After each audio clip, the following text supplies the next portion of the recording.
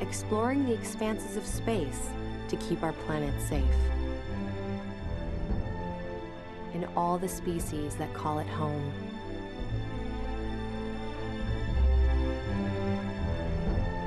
I am a healer, giving doctors the vision to create amazing new cures.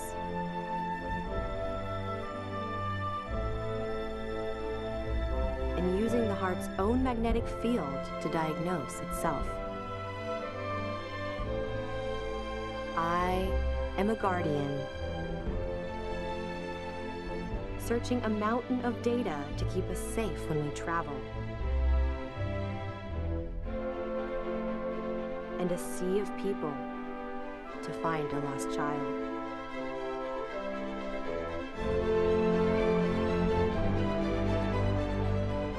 I am a helper, powering autonomous machines that simplify our lives.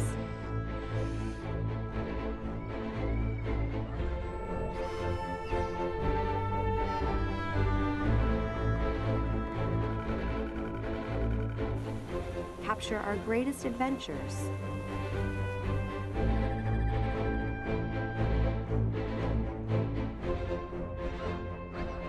And make us whole again.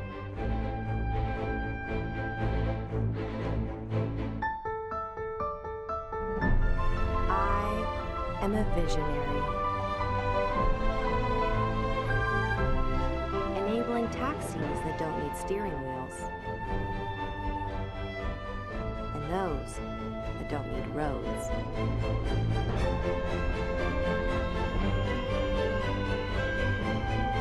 I am even the composer of the music you're hearing.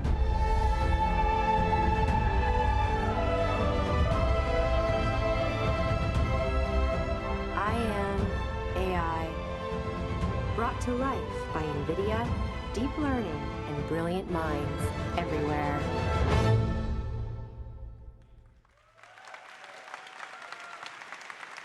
Ladies and gentlemen, please welcome NVIDIA founder and CEO, Jensen Huang.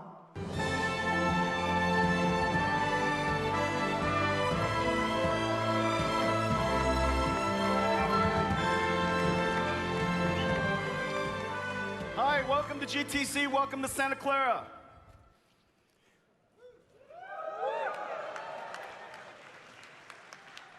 GTC is the GPU Computing Developers Conference. We do it for you, for all of you whose work are simply impossible without a supercharged computer. Thousands of NVIDIA employees and our partners worked incredibly hard to pull GTC together for you. Let's give them a round of applause. Thank you, guys. I love you guys. Thank you. We have so much to talk about today. We have a lot of new products to show you. We're going to talk about amazing graphics. We're going to talk about amazing science, amazing AI, and amazing robots. We have so much to cover, so let's get going. Computer graphics is the driving force of the GPU. It is computationally insatiable. Recreating virtual reality is one of the most daunting computing tasks we know. And yet, on the other hand, it is an enormous industry. We want to visualize information, visualize experiences in all kinds of markets. As a result, the technology that we bring to bear and the size of the market combines into a gigantic R&D budget. It is the driving force of GPUs. Since 1979, when Turner Whitted wrote the paper on recursive ray tracing, in 1986, when Jim Kajia described the rendering equation, the computer graphics industry and computer scientists all over the world have been pursuing this holy grail, this dream of recreating photorealistic images. This is the way film is done. They trace rays through a scene as it strikes a surface, calculates the absorption, the reflection, the refraction, the luminescence, accumulates light from all the different sources and reflections and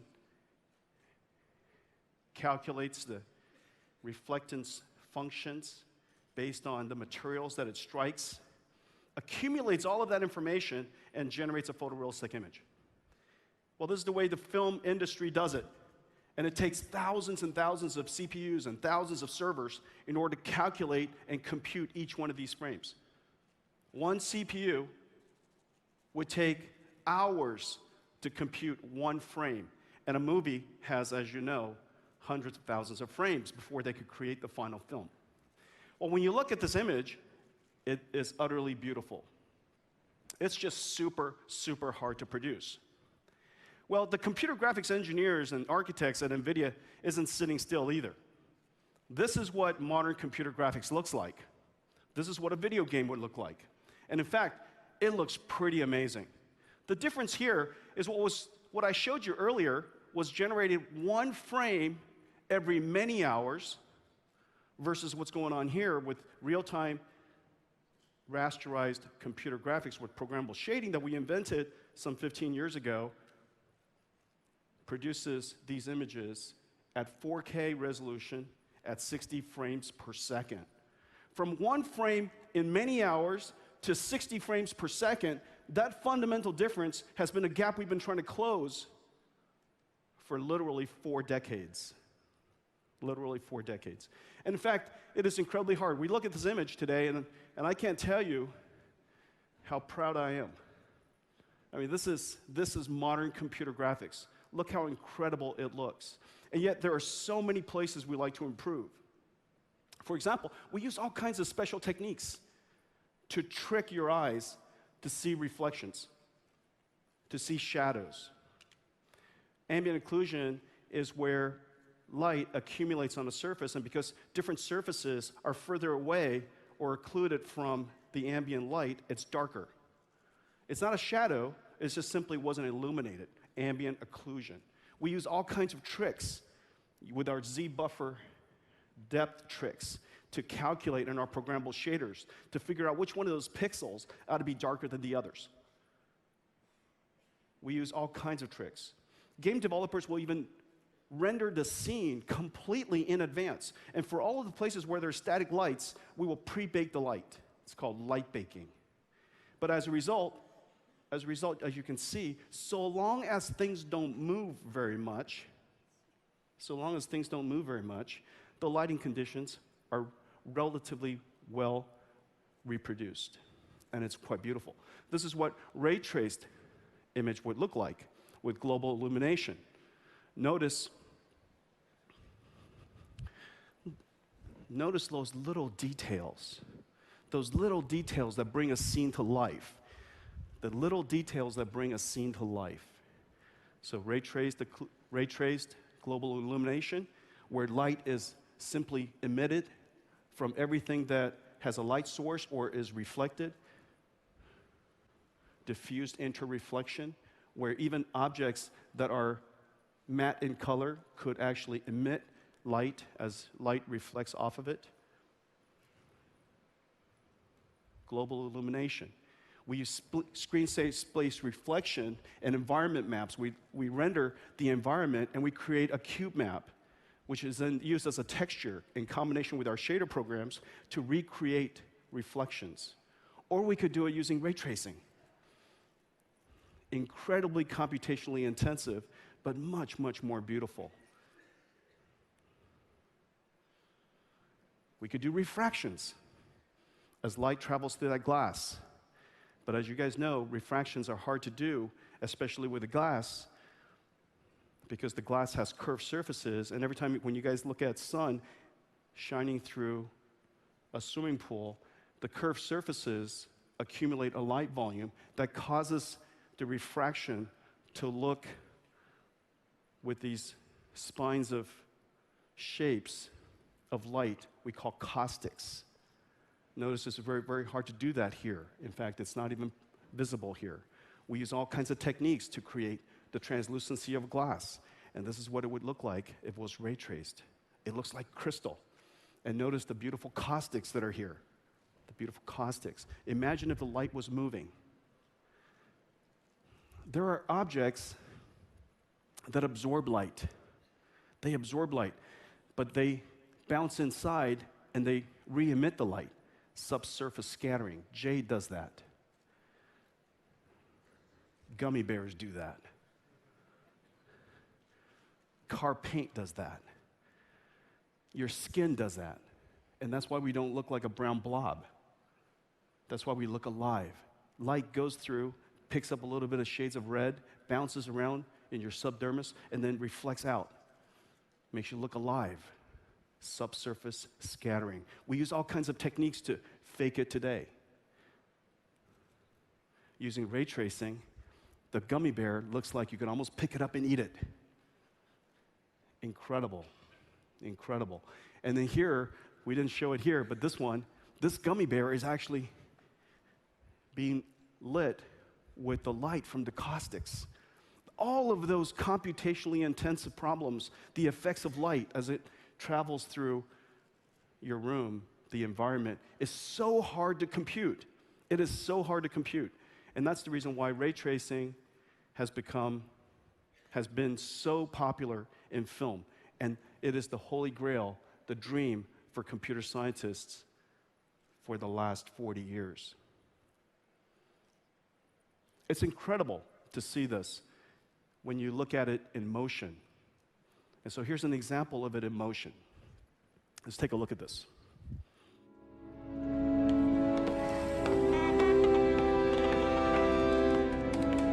What's the story with all the elevators lately?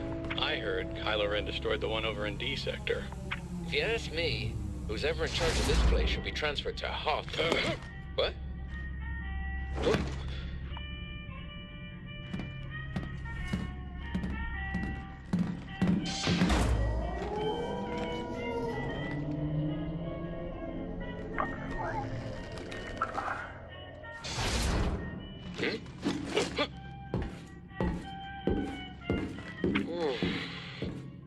You think she heard us?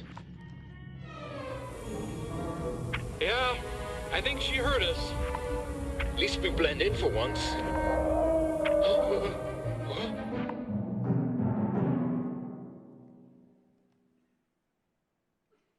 Wow. Well, first of all, what you were looking at earlier was not a scene from the last Star Wars movie. In fact, it wasn't a scene in a movie at all. What you just saw was completely rendered in real time. Now let's show it to you. Okay, who's driving this morning? Steve, is that you? Yep, we're here. Okay, all right, this is Dr. Stephen Parker. He's been working on ray tracing his entire career. Since joining NVIDIA 10 years ago, this has been the undertaking, this has been the endeavor of literally so many people in research, in software, in architecture, in hardware. Everybody's working together to make this possible. Now here, what he's going to show us now are some of the special effects that you can imagine, that you can do if you had ray tracing. We've been working with Epic Games and ILM X Labs on a special project and are showing a prototype of RTX integrated into Unreal Engine 4 through Microsoft's DXR. In this case, we're showing area light shadows, which are quite important for cinematic visual effects.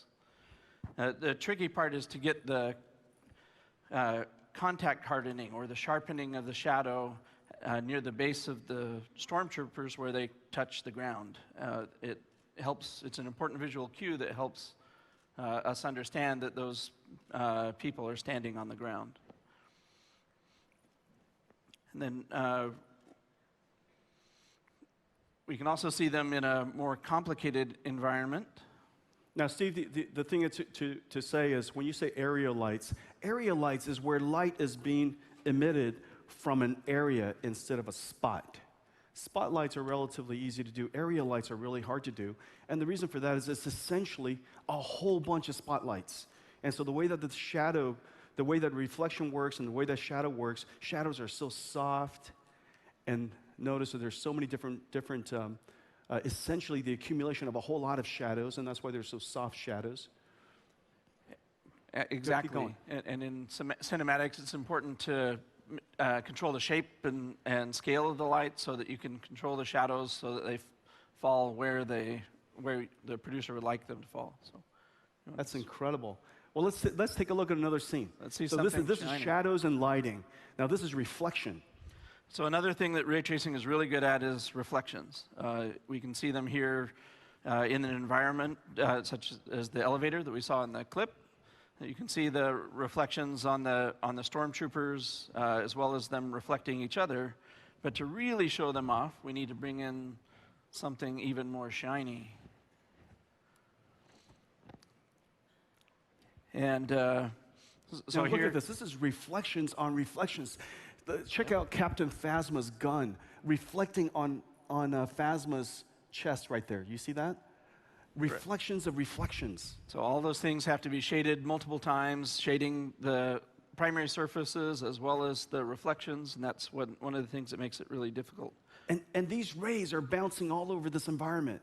These rays, every single one of those rays are bouncing off the environment, and every time it strikes a surface, it has to figure out, do I reflect, do I refract, am I absorbed, and how much is it absorbed? Where does other rays come from that I need to accumulate? And then it bounces off, and it goes to another place, and it strikes another surface. And then it strikes all these different surfaces. This light is bouncing all over the place as it strikes these surfaces, figures out what the rendering equation is at that moment, as it strikes that surface, accumulates it for the entire scene with all of these billions and billions of rays. This is how this is recreated. Now, of course, doing so would just take an enormous number of computers. And that's why film studios have supercomputers. That's why Pixar has supercomputers. That's why Industrial Light and Magic has supercomputers. And they use these supercomputers to calculate these rays one at a time as it bounces and strikes these surfaces and creates this image. And the more reflections, the more refractions, the more ways that the ray can bounce before it's absorbed completely, the more reflections and refractions, the harder it is. There are so many little visual cues. Stephen Parker, NVIDIA Ray Tracing team. What an amazing achievement. Ladies and gentlemen, everything that you're seeing here is completely in real time. Now, this complete demo, yep, there you go.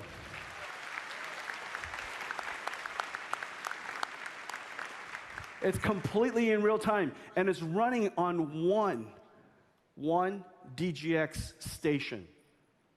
Instead of a supercomputer rendering these scenes one frame every 10 hours, this is now running on one DGX computer with 4 voltas in real time.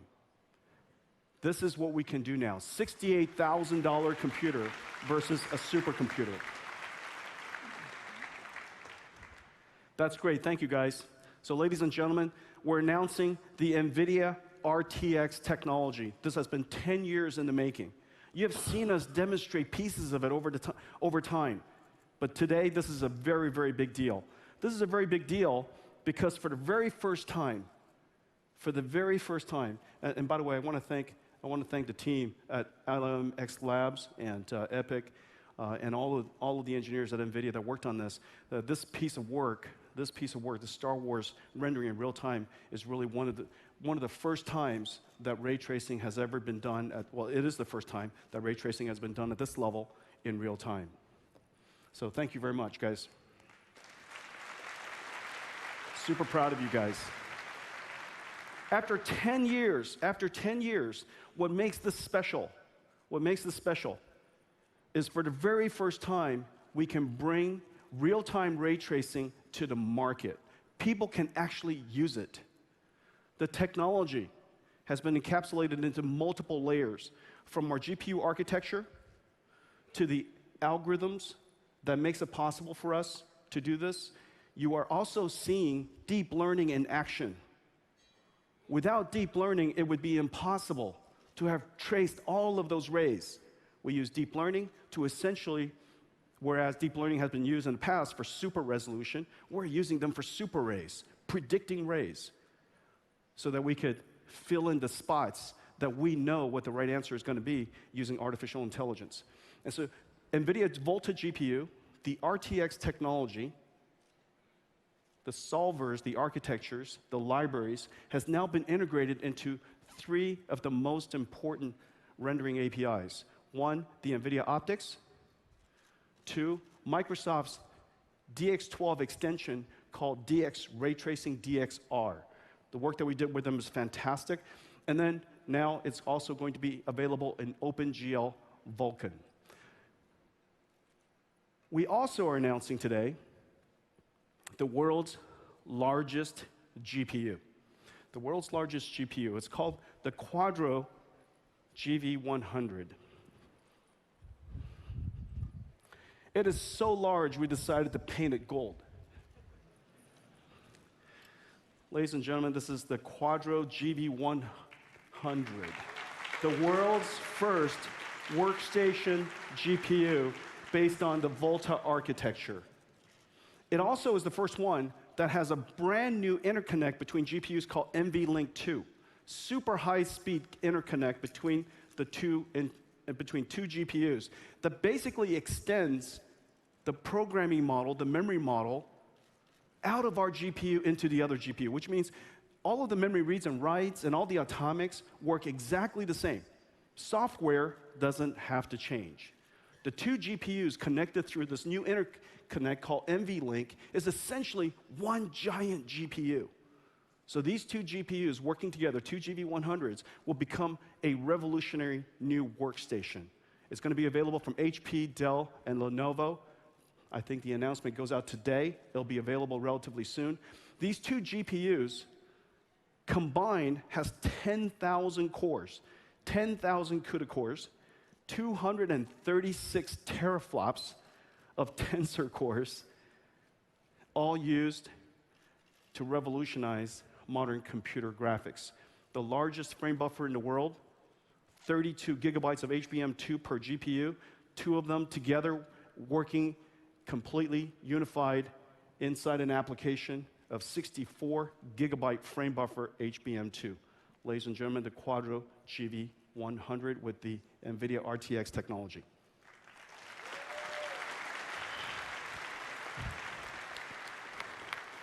Thank you, Paul. Creators and designers are going to love this.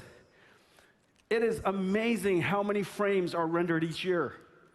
There are 400 games being made every single year. This is one of the largest industries in the world. And all of those beautiful lightings that you see is made possible by the technology, the technique that I described earlier called light baking. Basically using ray tracing to render the entire game in advance. And wherever there are static lights, bake it. Put it right into a light map. As a result, you get these wonderful crevices and shadows, and all of these details come out, and the whole world comes to life. The film industry uses this technology. Mowgli and Bagheera wouldn't be possible if it wasn't because of rendering technology. 500 movies made each year. Every single frame has been rendered multiple times during design, and then finally has to be done in final film. 10 hours on the highest performance GPU per frame. Just imagine how many CPUs per frame, how many CPUs are in those render farms. Product design. When you see advertisements and you see these commercials and these cars are driving around and they're being launched all over the world at the same time, the cars don't exist. They're all completely created using photorealistic rendering. Architecture design. There are no square buildings anymore. All the buildings in the world are beautiful, gigantic products. And the only way to imagine what it looks like inside, feels like inside, is to render it photorealistically. Architecture. We estimate 1 billion frames are rendered each year.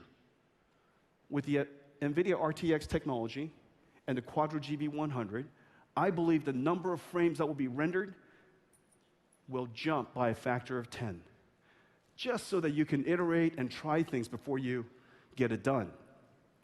You'll also get it done faster, but most importantly, you'll save money. As you know, everybody knows now, this is like common sense. The more GPUs you buy, the more money you save. That's right. The more GPUs you buy, the more money you save.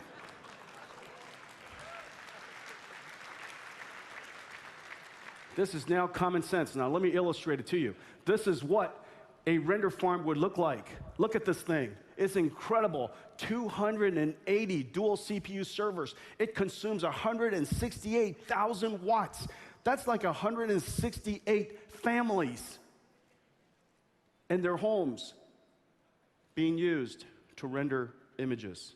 This is before, this is after. This is with the Nvidia Rtx technology, Quadro GV100. Look at this. 14 quad GPU servers, 24,000 watts. And you save millions of dollars. You save millions of dollars. This is what it looks like before. Probably a few $1,000,000. Call it 3, 4, 5. And this is what it looks like now. A few $100,000. Save millions of dollars. Come to GTC, learn how to save millions of dollars.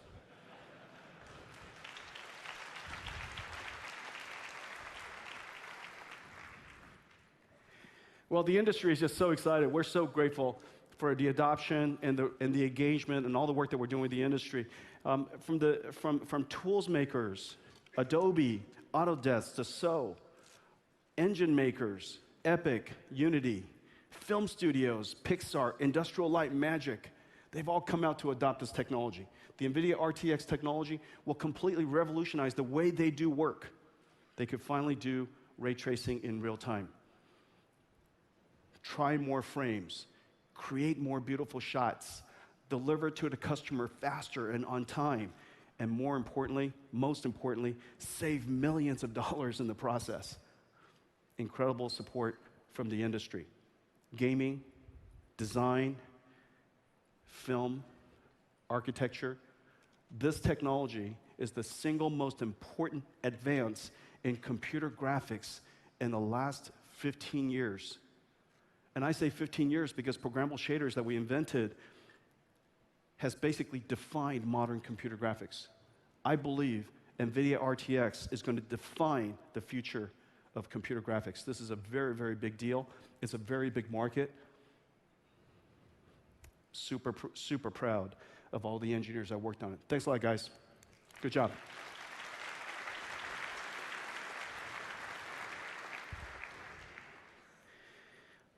One of the best decisions we ever made was 15 years ago when we decided that a GPU, which was a graphics accelerator at the beginning, would become more and more general purpose. We wanted to become more and more general purpose because we felt that in order to create virtual reality, we had to simulate reality. We had to simulate light. We had to simulate physics. And that simulation has so many different algorithms, from particle physics and fluid dynamics, and of course, what you just saw earlier, ray tracing. The simulation of the physical world requires a general purpose supercomputing architecture. My kids told me this morning, Spencer and Madison told me this morning that this is our 10th year anniversary. The first year was called Envision. Since then, it was called GTC. This is our 10th year anniversary. We started GTC because we wanted to promote and to enable the industry to create applications on our GPUs, because our GPUs are going to become more and more flexible. Over the years, we've advanced the architecture because accelerators tend to be very, very good at one thing. You accelerate one thing.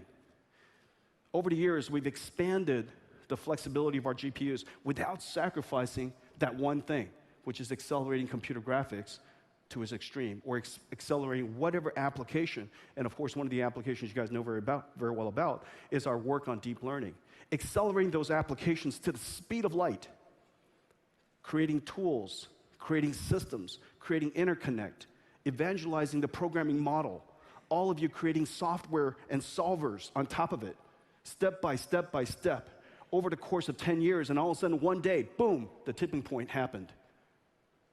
It became a common sense computer architecture. It became a computer architecture that is available literally everywhere. And it couldn't have come at a better time and a more important time.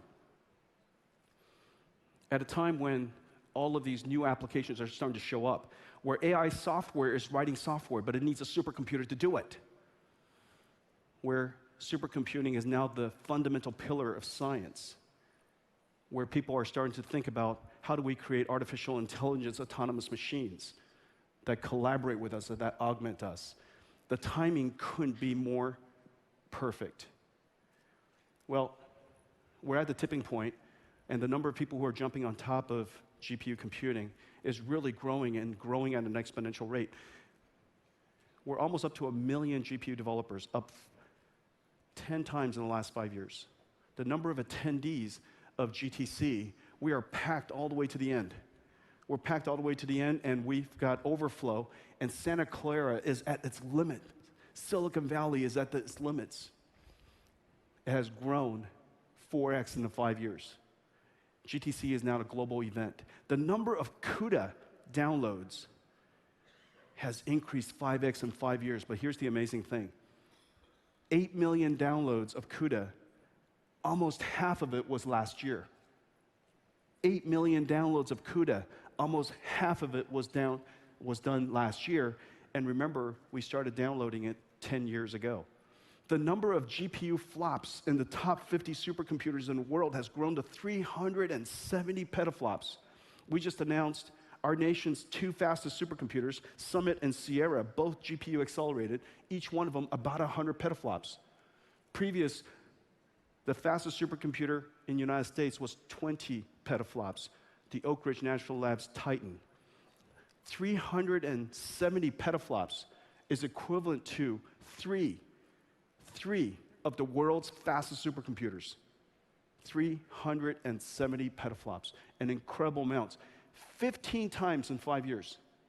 15 times in 5 years. So clearly the adoption of GPU computing is growing, and it's growing at quite a fast rate.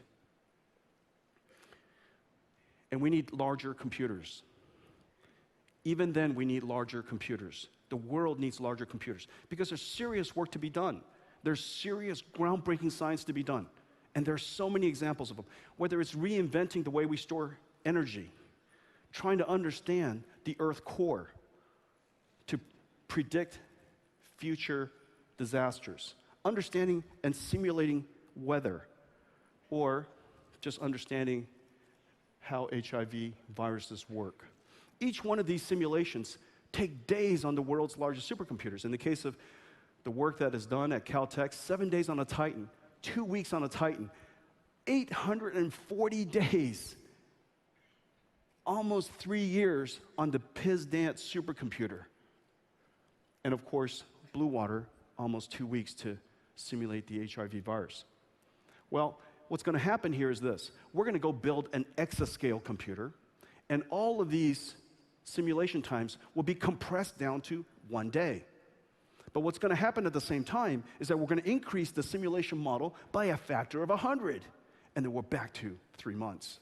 And then we'll go figure out a way to build a 10 exaflops computer, and we'll be able to reduce that simulation time. And then, of course, the size of science we'll be able to do will grow again. Science needs supercharged computers, and that's the reason why we're building supercharged computers. If you take a look at the last 5 years, there's no question now GPU-accelerated computing is the right answer. On the left, on this side, which is that? On the right is Fermi. This is our first GPU that you probably got to know about us, where the GPU computing universe learned about NVIDIA. This is the GPU server circa 2013. This is the Volta server 5 years later, circa 2018. The amazing thing is running the simulations of these molecular dynamics codes, and there's so many of them, trying to simulate the human biology. The speed up that we created in the last 5 years is 25 times. Well, Moore's law is 10 times in 5 years. Moore's law, the miracle of laws, the law that has enabled just about every single industry and progress of science and the progress of society, was compounded over time 10x every 5 years. 10x every 5 years. Our GPUs have accelerated these molecular dynamic simulations 25x in the last 5 years. There's a new law going on. It's a supercharged law. There's a new law going on. And I think this is the future of computing. Well, the question is, how did that happen? Well, the way that it happened, of course, is it starts out with a highly specialized parallel processor. A highly specialized parallel processor we call the CUDA GPU. And of course, it is the largest and most complex semiconductor the world makes. But it's much, much more than that. The interconnect of these processors, the memory system of these processors, the way that it's architected into systems, all of the software on top of it. And I'm just showing you some of the stacks. Look at this. From cuBLAS, linear algebra, FFTs, random numbers, sparse linear algebra, the software stack in 2013 was 5.0. Amber 12.12, version 12. This is Amber 16. 9.0 across the board. Basically, we're continuously updating and continuously refining these algorithms and these solvers. We could design new architectures every single year. That's how we got from Kepler to Maxwell to Pascal to Volta. On top of it, we create new interconnects, NVLink. On top of that, we embrace new memory technologies and drive it to the speed of light. On top of that, we have new solvers and algorithms. On top of that, we work with system makers to create new systems. And on top of that, we work with all of the application developers to refactor, to optimize their software so that the entire algorithm could be highly accelerated. Now, the benefit to science is incredible. This is what a supercomputing rack looks like. It's much, much more densely populated because most supercomputers deliver a lot more power per rack. 20, 30,000 watts per rack. This is 600 dual CPU servers, 360,000 watts. And this is what it looks like if it was GPU accelerated. That's right. Work with me here. The more you buy, the more you save. That's right, work with me here. The more you buy, the more you save. This is not a complicated talk. Guys, this is not a complicated talk. First of all, I want to congratulate, speaking of talks, I want to congratulate John Hennessy and Dave Patterson for the recognition of the work that they've done, the Turing Awards. Hey guys, isn't it amazing?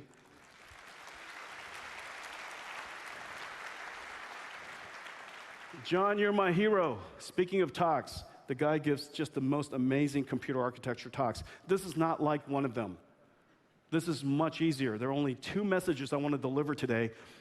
One of them is, the more you buy, the more you save. Okay, all right, there'll be a quiz at the end. There's a second quiz coming up. NVIDIA Tesla V100, big savings for HPC. One of the most important and one of the applications that I love the most of all of the work we do in HPC is the work that we do in revolutionizing modern medical imaging. Well, it turns out that early detection is the most powerful weapon against disease. The sooner you detect, the better. This is true for autonomous machines of all kinds. The sooner you detect, the better you detect, the better. Well, whether it's CT, computer tomography, magnetic resonance, ultrasound, mammography, which is low-dose X-rays, the positron emission, PET, each one of these modalities of medical imaging has been revolutionized recently using computational approaches. In fact, CUDA is embraced, and our GPUs are embraced throughout the medical imaging world for this very reason. Because it could take these sensors, these weak sensor information, do image processing on it, reconstruct a 3-dimensional image, visualize it, segment it, detect things using deep learning. All of these techniques have now come together in medical imaging. On the left is a 15-year-old ultrasound image. In fact, it hasn't changed very much over the years. Most ultrasounds that you see in hospitals still look like that. On the right is a brand new medical imaging equipment from Philips Epic. It's unbelievable. It's unbelievable. It could do 3D reconstruction. It could visualize. It's as if there's a virtual light inside the womb. Look how beautiful it is. It does 3D segmentation, so it detects the baby and lifts it out of all the noise, and then it does beautiful rendering. And here you could tell they're using some amount of subsurface scattering so that the baby looks like there's the tone of flesh. Okay? Modern ultrasound.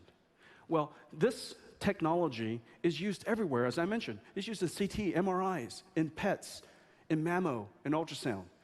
And in addition to that, modern advances in deep learning and artificial intelligence is about to revolutionize the entire industry.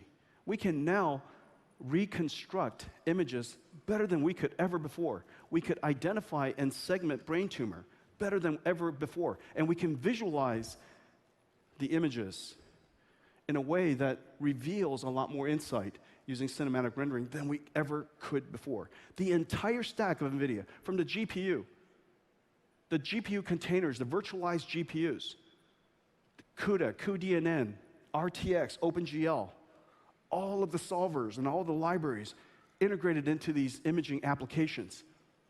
That entire stack is identical to everything that I've talked to you about. It's identical to everything I've already talked about. Well, the unfortunate thing is this. There's some 3, 4, 5 million medical instruments that are installed all over hospitals all over the world. So let's call it 3 million instruments. 100,000 new ones are being sold each year, which basically says it's going to take about 30 years before we can replace the installed base. And so the question is, how do we solve this problem? We can't wait for 30 years. Can we take advantage of the same basic techniques that we've now seen in modern computing, where you have connected devices connected to data centers, and those data centers essentially have supercomputers that are virtualized? We have an initiative, a project in our company we called Project Clara. Clara, in short, is a medical imaging supercomputer. But what it is a data center, virtualized, remoted, multimodality, multi-user computational medical instrument. Well, that is such a long description of what it is, we decided to call it's a medical imaging supercomputer. You could put it in the data center, you can put it in the cloud, and because of the technology we've already talked to you about, it's possible for us to actually virtually upgrade every single medical instrument. Let me show it to you. Fausto. Hey. Fausto, hey, man. So what we are seeing here is Wait. Oh, sorry. Yeah, LUA, buddy. Forget it. Inside joke. I want to prepare his language so that you understand it. No. This is one of our scientists in our company, and this is his field of expertise. This is where he dedicates his life. Dr. Fausto. Dr. Jensen. That's right. Every time I call him doctor, he calls me doctor. And another inside joke. Hey, with your friends in the company, you got a lot of inside jokes. And so Dr. Fausto has been working on medical imaging for some time. And so what he's about to show you is something that's really amazing. Go ahead, tell us. So sure. So what you are seeing here is a beating human heart, and this is an echocardiogram. Actually, we are seeing the left ventricle of the heart, which is pumping blood. And basically, this is the type of image that a doctor would look at when he diagnoses your heart functionality. And yeah, so this is 2D, but our body, of course, is 3D. So there is more information from the scan that we can acquire. So when we switch to 3D, we see a more complete picture like this. And so this basically is a scan. It's an traditional ultrasound scan coming off of a 15-year-old instrument that we then take into this computational medical imaging supercomputer, this MIS, and this is what comes out of it. Does that make sense? Okay, you take this ultrasound machine that's sitting in a hospital, it's already on the network anyways, you stream the ultrasound information into your data center, and your data center running this stack on top of a GPU server creates this miracle on the right. And now it's volumetric. Keep going. Yes. That's nothing. Wait. Okay, so, Get so excited. at this point, we see that we barely see basically the chambers here, and we can analyze more of the motion of the left ventricle by using deep learning. And we resort to use a state-of-the-art deep learning method. It's a fully convolutional neural network in 3D called VNet. We revisited it. We used an unprecedented resolution of 256 cubic voxel, which is 16 million values per scan, per frame. And we have asked deep learning to interpret it for us. And now we can see the chambers moving across the cardiac cycle, the left ventricle moving across the cardiac cycle, and segmented very well. Now, just think, you got to realize what's happening. There's an artificial intelligence network here that is running on the original black and white gray scan that you saw. And from that scan, from that ultrasound scan, it inferred what this left ventricle, where the left ventricle is. It segmented it out. It segmented it out in motion, and it segmented it out in 3D. Guys, if that's not amazing,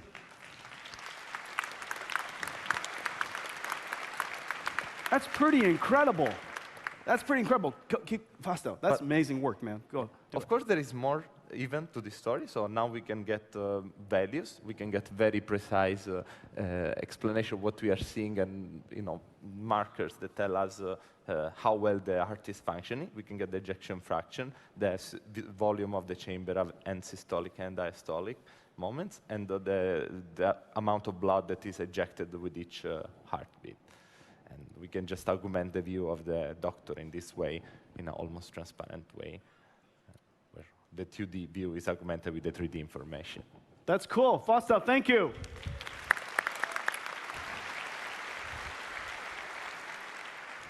Your ejection volume was running about 80%. At this moment, yes. You think so? Maybe 99%, everything coming in was going out. That's fantastic. And so here's what we're going to do. We're going to create this server with this stack, this virtualized stack on top, and it's going to be remoted into all of these medical instruments all over the hospital, and then you'll be able to scan using your current installed base of scanners, and then we'll post-process it using AI to infer more information from it. We could also use all kinds of new computational techniques to improve the image and to visualize that image. We call this the medical imaging supercomputer. It's so great. We have partners all over the world working with us, and there's, this is an area that we've been working with and working on for quite some time. And so NVIDIA's new project Clara, this brand new platform of ours, we're getting a lot of advice and developing and working with startups and research hospitals and healthcare providers in all the different modalities. Okay? Ladies and gentlemen, Clara.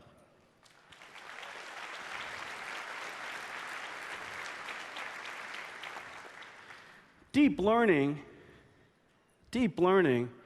has completely turbocharged modern AI. This incredible algorithm that can automatically detect the important features, out of data. And from this algorithm, it could construct hierarchically knowledge representations. And these knowledge representations, if you give it enough information, enough data, it would become more and more robust and recognize a larger diversity of that space, become more intelligent. Deep learning has revolutionized modern AI. The thing that deep learning needs, though, is a ton of data, and more importantly, a ton of compute. And the reason for that is it just iteratively goes through and tries to figure out what are the important features using all of these incredibly revolutionary algorithms. Our strategy at NVIDIA is to advance GPU computing for deep learning, for AI, at the speed of light. From the processor development to the systems, the interconnects, the way we construct systems, to all of the software layers that are on top of it, making it available and partnering with cloud service providers and OEMs everywhere. Irrespective of what AI framework you use or what AI network you're trying to create, wherever you are, we will support it. And we will support it from end to end, so that the frameworks that you use to develop the networks and models will be deployable in large scale. And we would even make it possible for you to access our platform in every possible way and in any sort of way. Whether you would like to build a personal supercomputer for a few $1,000s with our Titan V, or to be able to rent time in the cloud for a few dollars an hour, or to be able to build your own supercomputing cluster, or just to buy one from us. We're going to make it possible for you to do your work at the speed of light and to be able to do it anywhere. Today, we're announcing several big things. First, we are doubling our GPU. The Volta V100 is now 32 gigabytes of HBM2 memory. It's twice the size of what it used to be. Now, this is so important, and the reason for that, and I'll show you later, the networks are getting larger and larger and larger. And so it doesn't fit in 16 gigabytes. Researchers would like to not worry about memory size while they're developing their neural networks, and 32 gigabytes gives them just a lot more space. HBM2, the fastest memory in the world, connected to the Volta V100. It'll be available as of now, and the next DGXs you buy, it'll be available in the cloud very, very shortly. It is in complete volume production everywhere.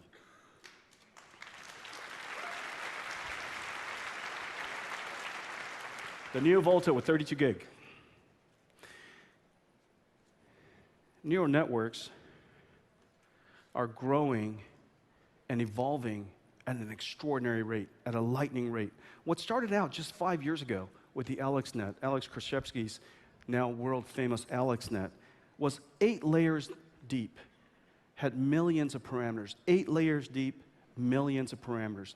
8 layers deep and millions of parameters. It's a CNN. The CNN was first developed and produced or created by Yann LeCun, and the training technique is called stochastic gradient descent by Jeff Hinton. And it was implemented in AlexNet for the very first time, and it won the ImageNet competition. Well, 5 short years later, thousands of species have emerged. Thousands of species of artificial intelligence networks, models of all different types, from the CNNs of Yann LeCun to the RNNs that was first done at Schmidhuber's lab in Switzerland, the generative adversarial networks of Ian Goodfellow, the deep reinforcement learning that was most recently done by DeepMind, Demis's DeepMind, and Peter Beal over at Berkeley. All of these different architectures have hundreds of different implementations. The number of species is growing so incredibly, and there are so many new ones coming out. Hinton just recently disclosed the capsule net so that it could not only recognize images in its image form, but to learn the geometric form of the images. So many new techniques. Neural collaborative filtering, NCF, which is used for recommenders. What started out just 5 years ago as 8 layers and a few million parameters is now hundreds of layers and billions of parameters. 8 layers and millions of parameters to hundreds of layers, billions of parameters. Neural network models have increased in complexity, not to mention the number of species, the thousands of species that are now out there. Neural network models have now grown in complexity 500 times. In just 5 years, 500 times in 5 years. Remember, Moore's Law would have only kept up with 10x of that. 500 times in 5 years. So the world wants, the researchers all over the world wants, just a gigantic GPU. Not a big one,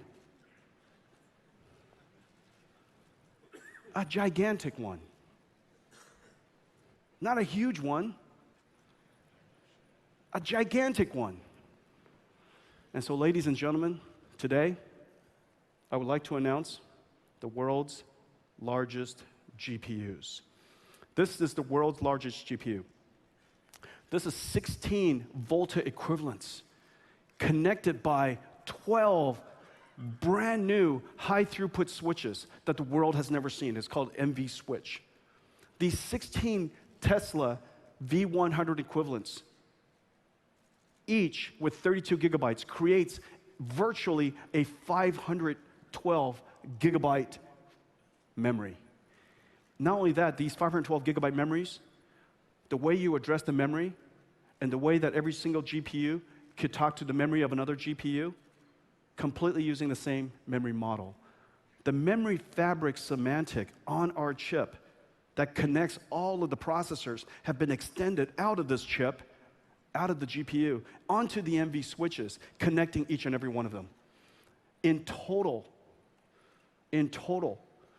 14 terabytes per second of aggregate bandwidth. 14 terabytes. So that's, what is that? Let's think about that. 14,000 gigabytes. And let's say if a high-resolution movie is 10 gigabytes. Okay? So 14,000 gigabytes, 1,440 movies. 1,440 movies. More movies than any human has ever seen could be transferred across this switch in 1 second, like that. Ladies and gentlemen, 14,000 movies.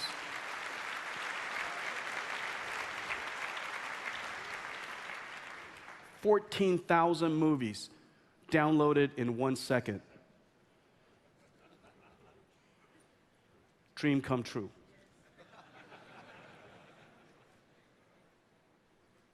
Altogether, 81,900 CUDA cores, 2 petaflops. This GPU is 2 petaflops. I told you earlier, the fastest supercomputer on the planet is 125. The fastest supercomputer in America is 100 petaflops. This is 2 petaflops of tensor cores for AI on this GPU, the world's largest GPU. Let me show it to you.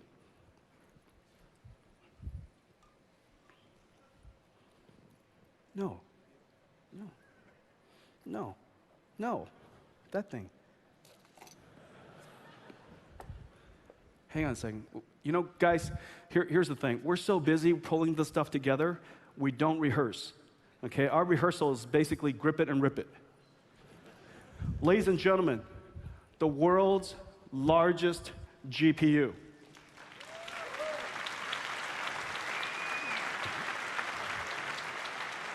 You didn't fall for that, did you? You didn't fall for that. Hang on a second. This isn't the world's largest GPU. This is the world's largest GPU. Guys, it's sitting in plain sight, hiding in plain sight, right here. Sandy, if I could give that to you. Now, I understood earlier that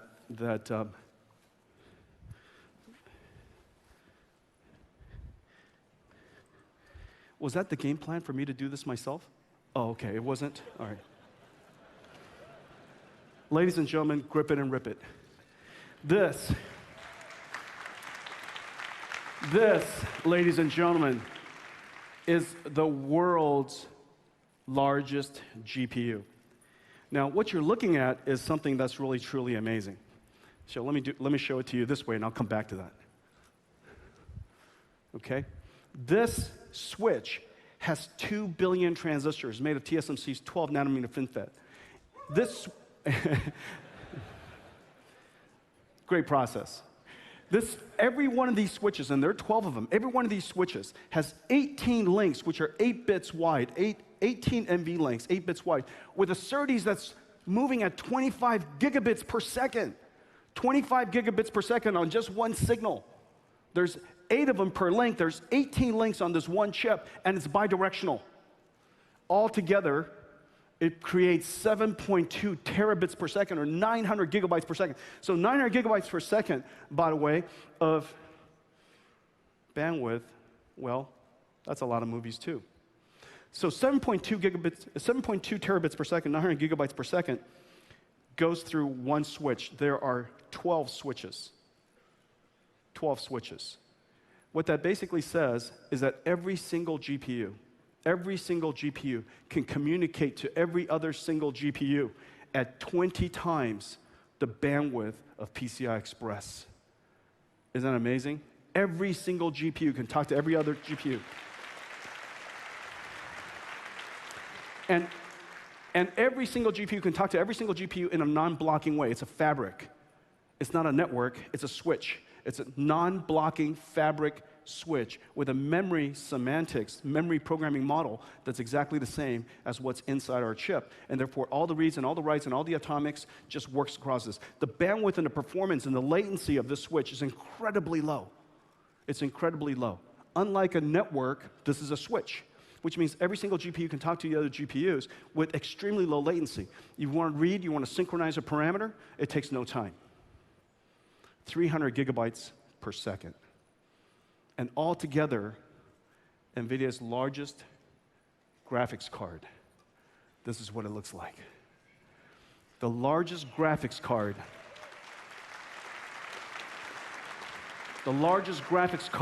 the world has ever made. The largest graphics card the world's ever, 2 petaflops, 512 gigabytes. Most graphics cards in the world today, 2 or 3 gigabytes. 2 or 3 gigabytes. This is 512 gigabytes. 10,000 watts. 10,000 watts only.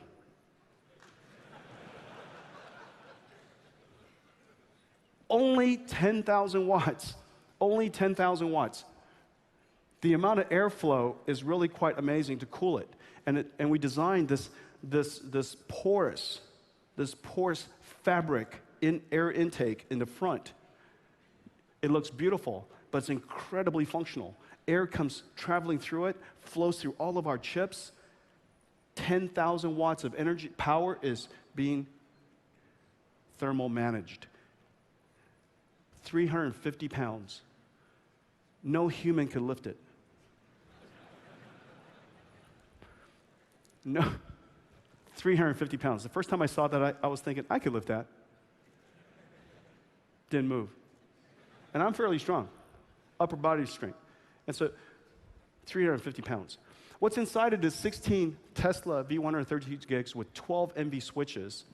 And it's got this incredible what's called a playing card. It basically has 200 times. It has 200 times the bandwidth of the highest speed NIC on the planet. So imagine it's like 200 NICs of connecting the top to the bottom, connecting the top GPU tray to the bottom GPU tray. Each NIC, call it $1,000, $2,000. Call it $1,000. $200,000 of NICs would be required to connect the top to the bottom. It has that much bandwidth. It has that much bandwidth. If we were to use networking cards, well, we still have to connect multiple of these, and so we have 8 of the world's highest speed NICs from Mellanox to connect multiple of these systems together. It has the two fastest CPUs we can possibly buy, the Xeon Platinums. 30 terabytes of storage.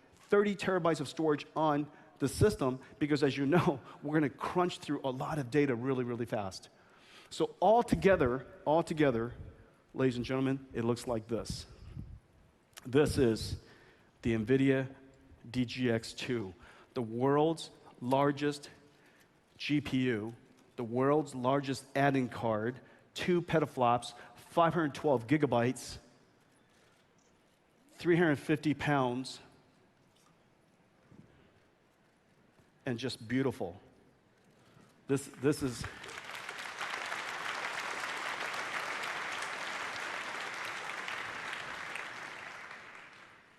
This is what an engineer finds beautiful, you guys. This is sexy. This is beautiful. This is unbelievable, incredibly beautiful. And not to, guys, did you guys notice the animation? NVIDIA's artists are so spectacular. This entire animation was shot with 112 shots. It's photographed, it's stop motion animation. This is not 3D. You know that we could do it in 3D, but we chose not to. Why? Because it's more fun. You guys want to see it again? Oh, stop motion animation, guys. Check it out. Guys, I love you guys. It's incredible. Tim Burton, you got nothing on us. Look at that. The world's largest GPU, 350 pounds. Well, let's see what it can do. 10 times faster than DGX-1. Does that even make any sense? 10 times faster than DGX-1. And so this is 6 months ago. This is literally 6 months ago. We showed these numbers. And the entire stack, look at the entire stack. There's so much software that's necessary to build this. This is a high-performance computer. It's a supercomputer designed for deep learning. And so look at this entire stack of software that was optimized. As a result, running PyTorch, the framework, and training FairSeq, the sequence-to-sequence model used for natural language, used for machine translation, literally took 15 days on a DGX-1, which was a world record at the time, and now it takes 1.5 days. Well, the amazing thing is, the researchers don't have 13 days left to sit around. The researchers are now using all kinds of techniques to use AI to create AIs. And so the number of experiments, the number of permutations, the exploration space of AI, sweeping through all the different configurations of architectures and the way to compose it, the number of layers, the training rates, sweeping through all of those hyperparameters and sweeping through all the different architectures at the same time is going to create just hundreds of experiments at one time. And so as a result, with bigger networks, more data, more experimentation, DGX-2 couldn't have come at a better time. And so it is 10 times in 6 months. Now, the thing that's really amazing is this. How much should we charge? I mean, look, it took hundreds of millions of dollars of engineering. It took hundreds of millions of dollars of engineering. This is the first unit, so this is, call it $250 million. And for just an incredible friend-to-friend price of $1.5 million, it seems like it doesn't even seem fair. It doesn't seem fair at all. Nah. Ladies and gentlemen, $399,000.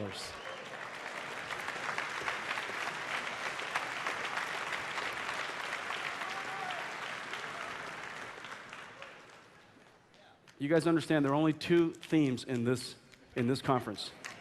That's right. The more you buy, the more you save.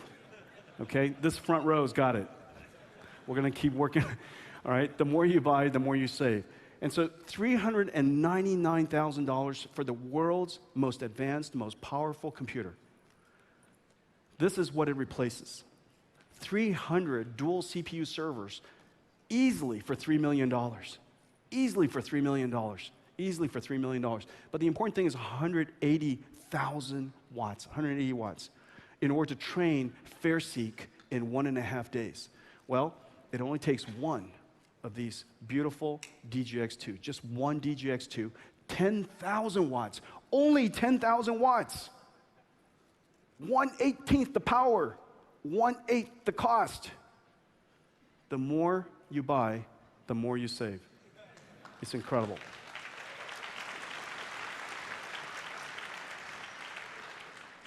You know, it's truly amazing how far we've come in just the last 5 years.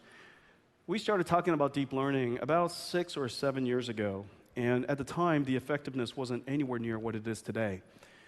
5 years later,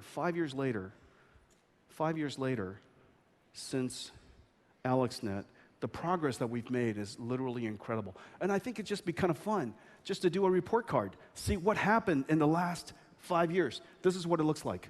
This is what Alex Krizhevsky trained AlexNet on. Two GTX 580s. Two GTX 580s. And it took him 6 days. But those were 6 worthwhile days because he became world famous, he won ImageNet, and kicked off the deep learning revolution. 5 years later, we could train it in 18 minutes. 5 years later, we could train it in 18 minutes. 500 times faster. 500 times faster. Isn't that amazing, guys?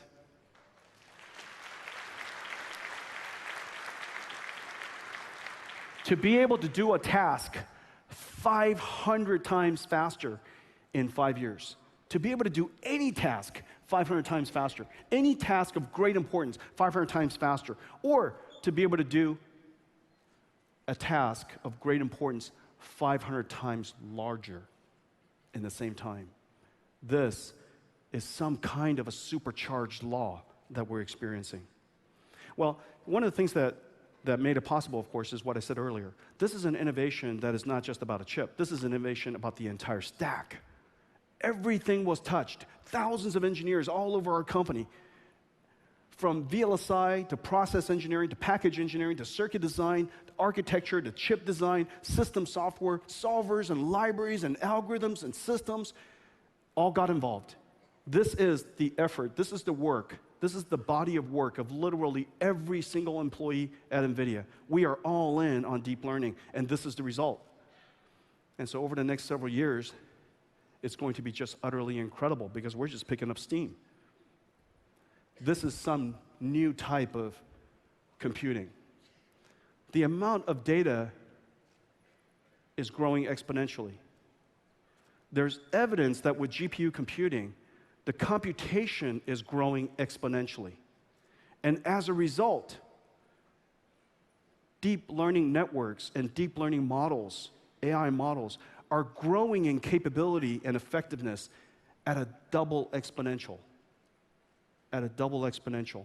More data, more computing, both on an exponential growth, compounding together into some kind of a double exponential for AI. That's one of the reasons why it's moving so fast. Really, really exciting times. The system is complicated, and the software is complicated.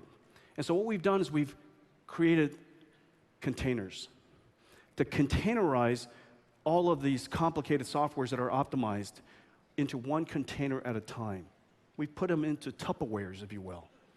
And by putting them into these Tupperwares, we put them up in the cloud. We call it the NGC, the NVIDIA GPU Cloud. The NVIDIA GPU Cloud is not cloud computing.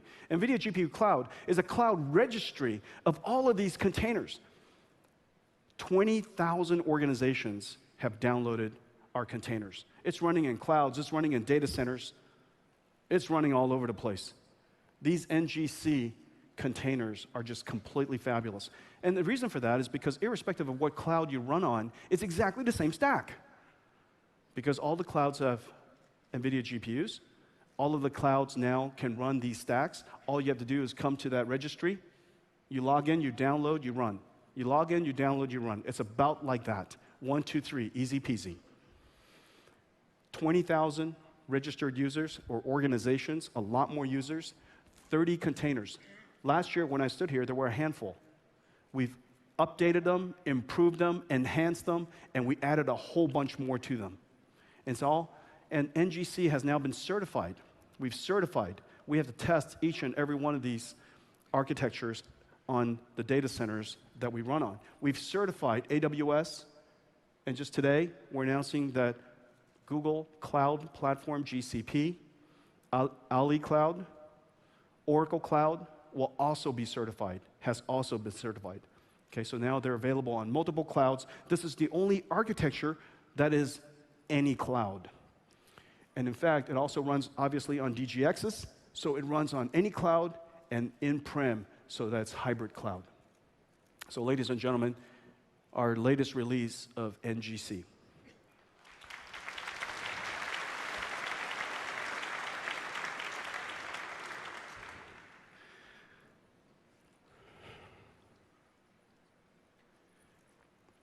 Plaster. Programmability, because the number of network species is growing exponentially. And they're evolving, they're getting more and more complicated. Latency, because without low latency, you can't have a good quality of service. Accuracy. If your model isn't accurate, there is no way that it could predict the right answer, or more importantly, revenues get hurt. Quality of service is compromised. Prediction is compromised. Size. The smaller these networks are, the more of these services we can fit in a data center. Throughput. Ultimately, these data centers are enormous capital investments, and the higher the throughput for the billions of people who are using it, the lower the cost, the more money you save. Energy efficiency. We are consuming a lot of energy all around the world. We need a computing model that dramatically reduces energy. Energy efficiency and rate of learning. Rate of learning. In machine learning, it's about the amount of data you have, the amount of computing you have, but ultimately it's about how fast you're learning. The more new data you have, the faster computers you have, the faster rate of learning. You're going to deploy the model. You're going to learn from the new experiences. You're going to collect new data. You're going to train the current model. You're going to deploy it. That rate of learning is what defines success in the new world of machine learning. Ladies and gentlemen, I invented this word.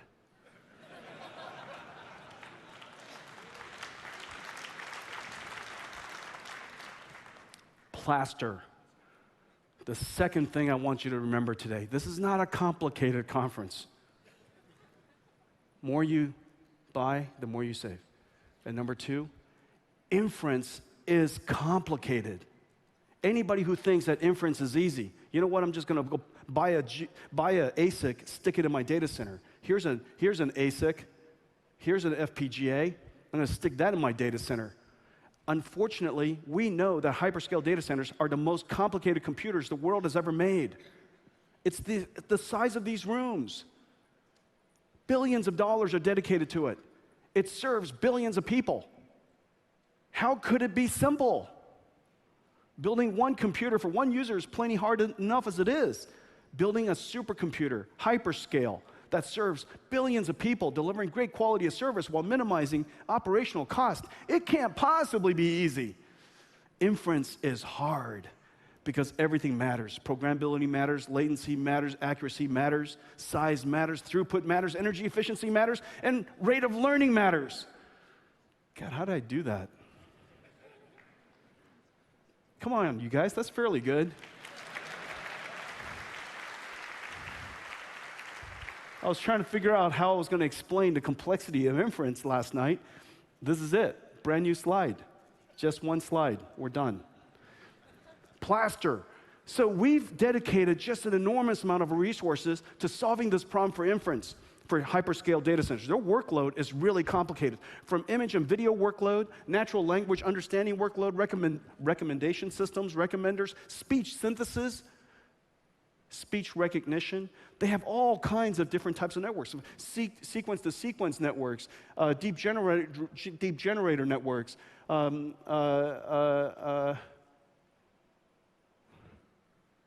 something perceptron. What's MLP? Where's Mike Houston? Multi-layer perceptrons, for God's sakes. Neural collaboration filters. Okay, recurrent neural networks, CNNs, of course. And so we started working on Tensor Rt, which takes the output of these frameworks, which are these massively complex computational graphs, and we have to target for all of the parameters that I just told you about. And we got to make that network as small as possible, as high performance as possible, and yet retain all of its accuracy. And each one of the target devices, of course, are a little different because our GPUs for deployment are different than the GPUs for training. And so initially, 1 year ago, we announced CNN. And then 6 months later, we announced 8-bit integer so that we could have multiple types of precision so that we could adapt for which one of the networks could lose a little precision at the benefit of a lot more throughput. We then supported Tensor Core 6 months ago. Today, we're announcing the largest battery of new tools, the largest battery of new algorithms and new libraries for inference that we've ever announced. First of all, Tensor Rt 4.0. Brand new Tensor Rt. It now has the ability to handle recurrent neural networks, sequence to sequence. It has deep integration into TensorFlow. I want to thank the engineers at Google who took Tensor Rt and our compilers and integrated it natively into TensorFlow. And so in the future, when you're done training the network, you could run that network fully optimized right on the target device. We worked with the team of Caldi Framework, the most popular voice recognition, speech recognition framework called Caldi, has now been fully optimized for Tensor Rt, for NVIDIA's architecture. And then lastly, Onyx, a brand new backend that supports PyTorch, supports MXNet, supports Windows, and has the same backend for Windows ML.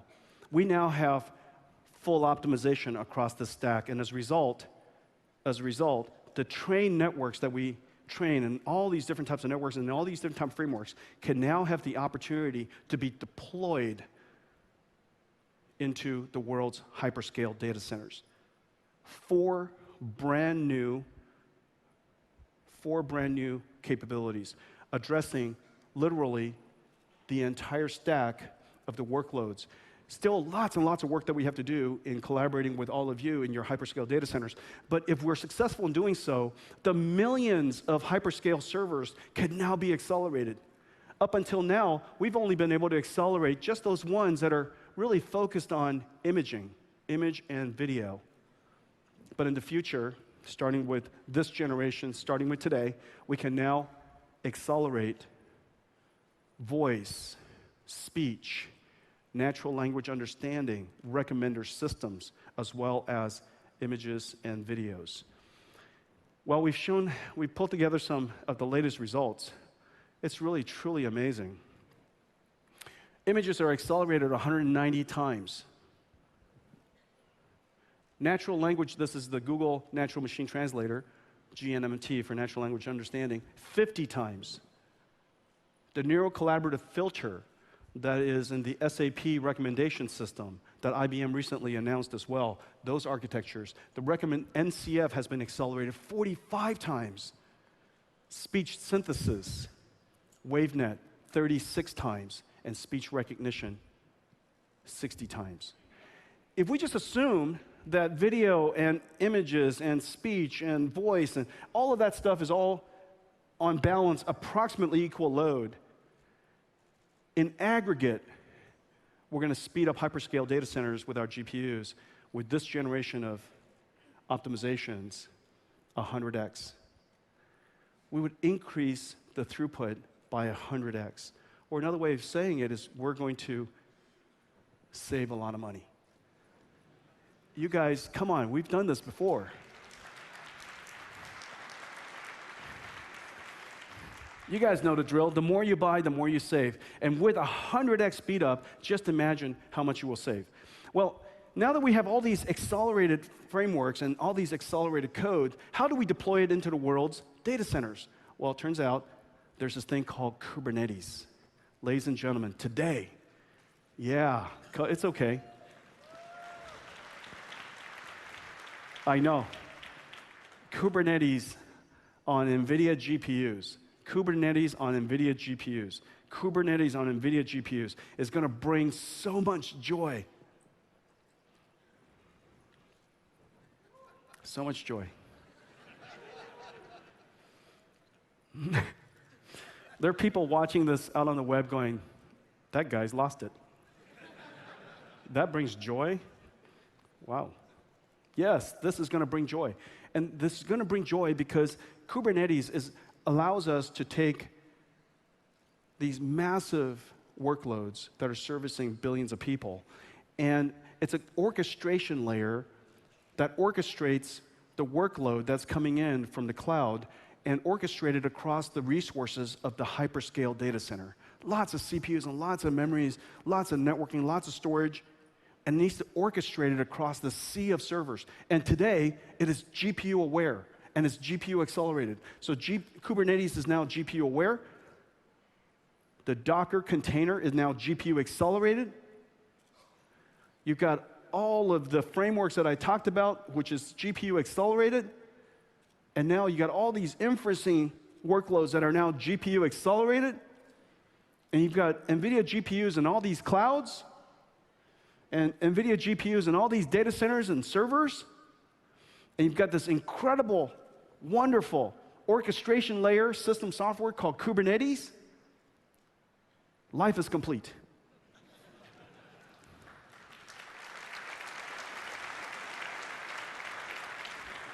Okay, let me show it to you, guys. Justin. This is Justin. Justin is, of course, you guys have seen this flowers before. Now we're going to do the flowers a little bit differently today. So this is flowers, of course, running on CPUs, four images per second, and the fastest Skylake that we have. And so, Justin, take it away, sir. Yeah, absolutely. Oh, Ryan, excuse me. I'm sorry. It's Ryan. Yeah, Justin's I was wondering coming if up. we're going to switch it up, but Justin You guys got got nervous. I'm sorry. No, this is not me. Absolutely. So as you said, like Tensor Rt and inference performance, we've laid out the value for it right here. So this is the miracle of deep learning, showing flowers using ResNet 152 on Intel's latest Skylake CPU. So if we click on these, we can see these flowers. Pelargonium. That's a Snapdragon. Hey, guys. Wow. Come on. That's industry stuff. People in the tech industry, we should go, you recognize, I didn't know that it was a flower. It's awesome. Fritilia, okay? Blanket flower. Okay, so now show us what it looks like on the GPU. So Ryan, this is now running on NVIDIA GPUs. Okay, so this is Volta, right? Yep. This is what? Hey guys, yeah, that's right. The more you buy, the more you save. Okay, check this out, Ryan. So this is one GPU. One GPU. This is one GPU. Exact same network. This is one GPU. Yep. That's nuts. This is one GPU. How are we going to make it a living if this is one GPU? So this is one GPU. Okay, and so suppose, okay, well, let's Kubernetes this thing. Yep, we got it running in Kubernetes. So imagine like our app gets so popular, everyone wants to know about flowers, and we get a larger load. So we're going to scale this up. Let's look at what a larger load looks like. So there we go. That's a larger load, so we need to handle that load. So what we do is we can ask Kubernetes to say, hey, let's make multiple replicas of that same container. And so I'm going to add 8 replicas in. You're going to see them come in. And I'm going to add them into the load balancer. And as I add them in, you're going to see it just get faster. Wow. That.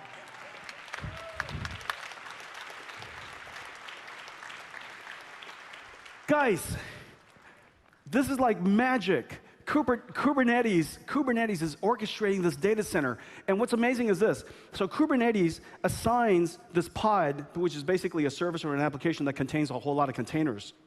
Okay? It could assign this pod on one GPU, on many GPUs in one server, on many GPUs and many servers.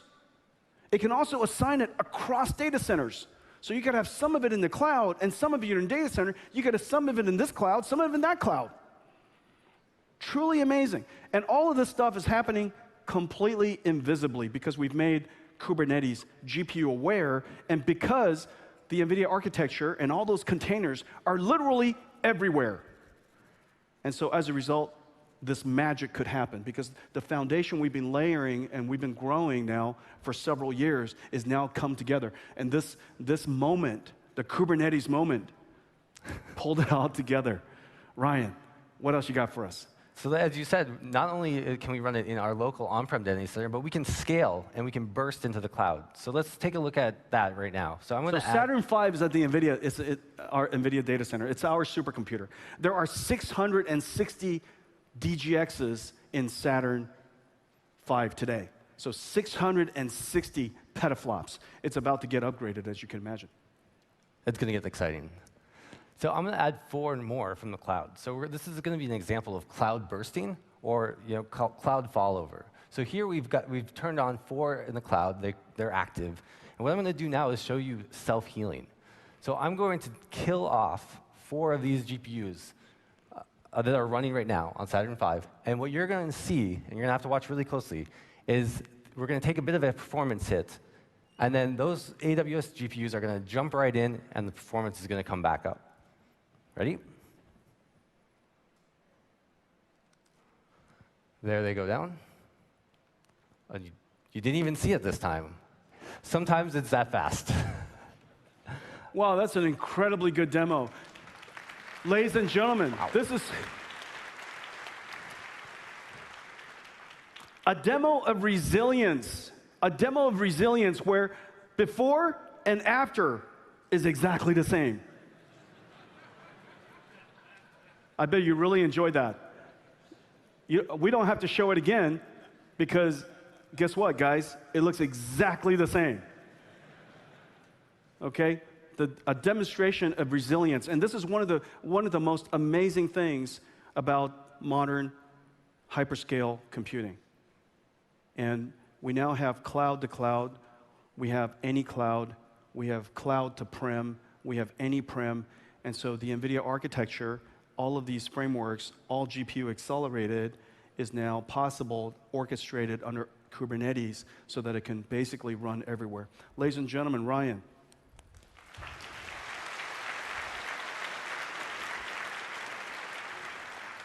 So, the NVIDIA Kubernetes on NVIDIA GPUs. Kubernetes on NVIDIA GPUs. Super exciting about that. The inference movement on our GPUs is really moving fast. We now have up to 40,000 downloads, I think, of TRT, and it's just picking up steam. And the reason for that is because all these different companies are developing their networks and models, and it's time to deploy them. And they want to deploy them into servers. They want to deploy them into PCs, WinML. You want to deploy them at the edge, IoT devices, on NVIDIA Jetsons. You want to deploy them on supercomputers. You want to deploy them on hyperscale. You want to deploy them inside companies with SAP. The number of ways you could deploy software is, of course, quite large. And now, with all of our new battery of accelerations for inference and Kubernetes on NVIDIA GPUs, we can now literally blanket the world with this new approach. So super excited to do that. Ladies and gentlemen, the NVIDIA AI Inference.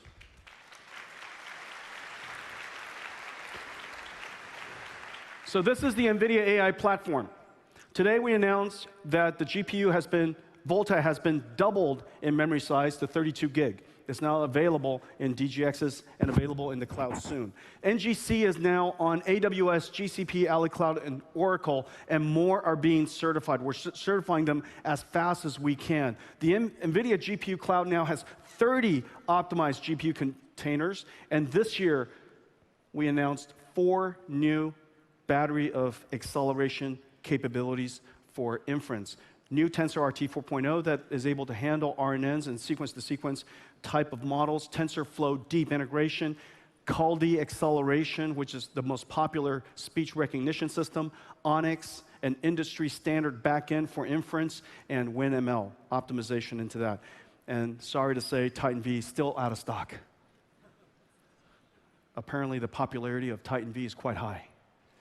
And so we'll make them as fast as we can, and we'll put them back in the store. And if you could just be patient. Lots of Titan Vs being sold. The NVIDIA AI platform. You know, all of this, one of the things that, as I was reflecting on this keynote, one of the things that just gives me so much pride, and it's such a great creation, is NVIDIA research. For 10 years, Bill Dally has been building NVIDIA Research. Bill Dally is my chief scientist, and he's the head of NVIDIA Research.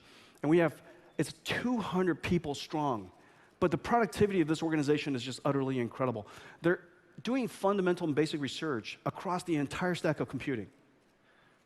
You know, the number of fundamental basic research, computer science, industrial computer science organizations, research organizations that are working across the entire stack, all the way from circuits to networks, to parallel processor architectures, programming models, all the way to computer graphics and deep learning.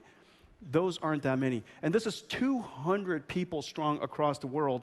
And the thing that's really special about the way we do NVIDIA Research, it's really a hub and spoke system. They're collaborating and doing research with all of the product research teams.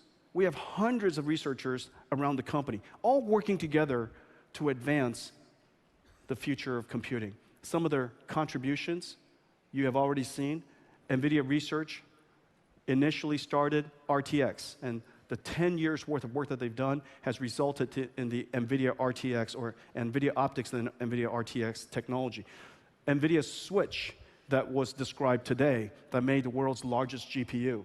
cuDNN, the library that has now revolutionized deep learning, all originated at NVIDIA Research. I'm so proud of these guys.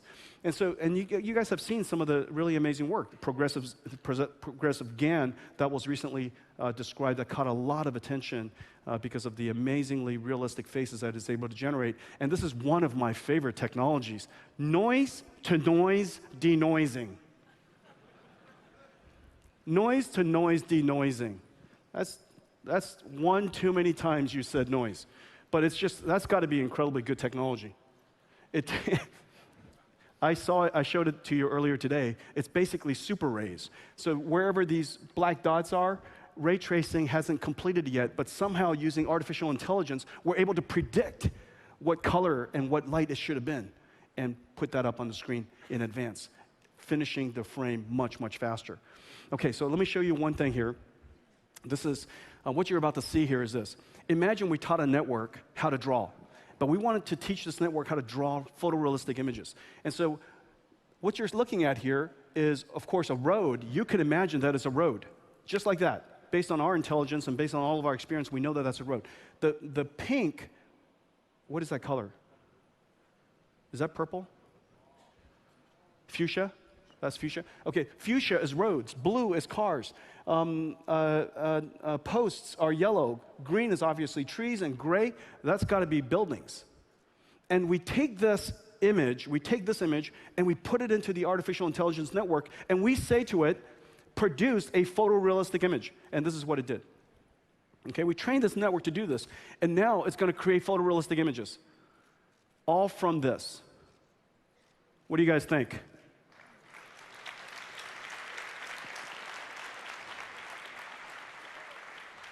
Is that just amazing? So this artificial intelligence network is actually synthesizing information, and we're teaching it to synthesize roads, things that you would see on roads, and synthesize it in a photorealistic way. Ladies and gentlemen, NVIDIA Research is now all over the world. I'm so proud of this team.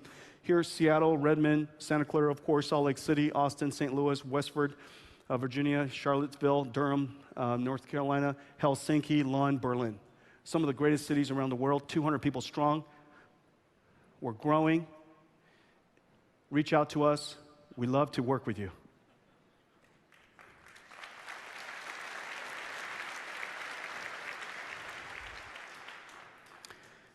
The transportation industry is the largest industry, one of the largest industries in the world, $10 trillion large. And we believe that someday everything that moves will be autonomous or have autonomous capabilities. As you guys know, there are several very important dynamics that are happening to the transportation industry. One, first of all, the cities are getting too crowded and people are having to move further and further away. The online purchasing phenomenon, the Amazon phenomenon, is causing more and more people to not go to the store, but to wait for the store to come to us. Somebody has to drive those atoms to us. And as a result of so much increase in population, another billion people are going to come into society in the next 12 years. We already have over 1 billion parking spaces. We have 2 or 3 billion parking spaces waiting for us right now as we speak in anticipation of us needing it. And it's being built in the most precious places in the world, city centers. Autonomous vehicles has the opportunity to reduce the cost of transportation, make it easier for people to get around, live further away from the cities and work, and of course, revolutionize the way we design cities. However, it's hard. Safety is the single most important thing.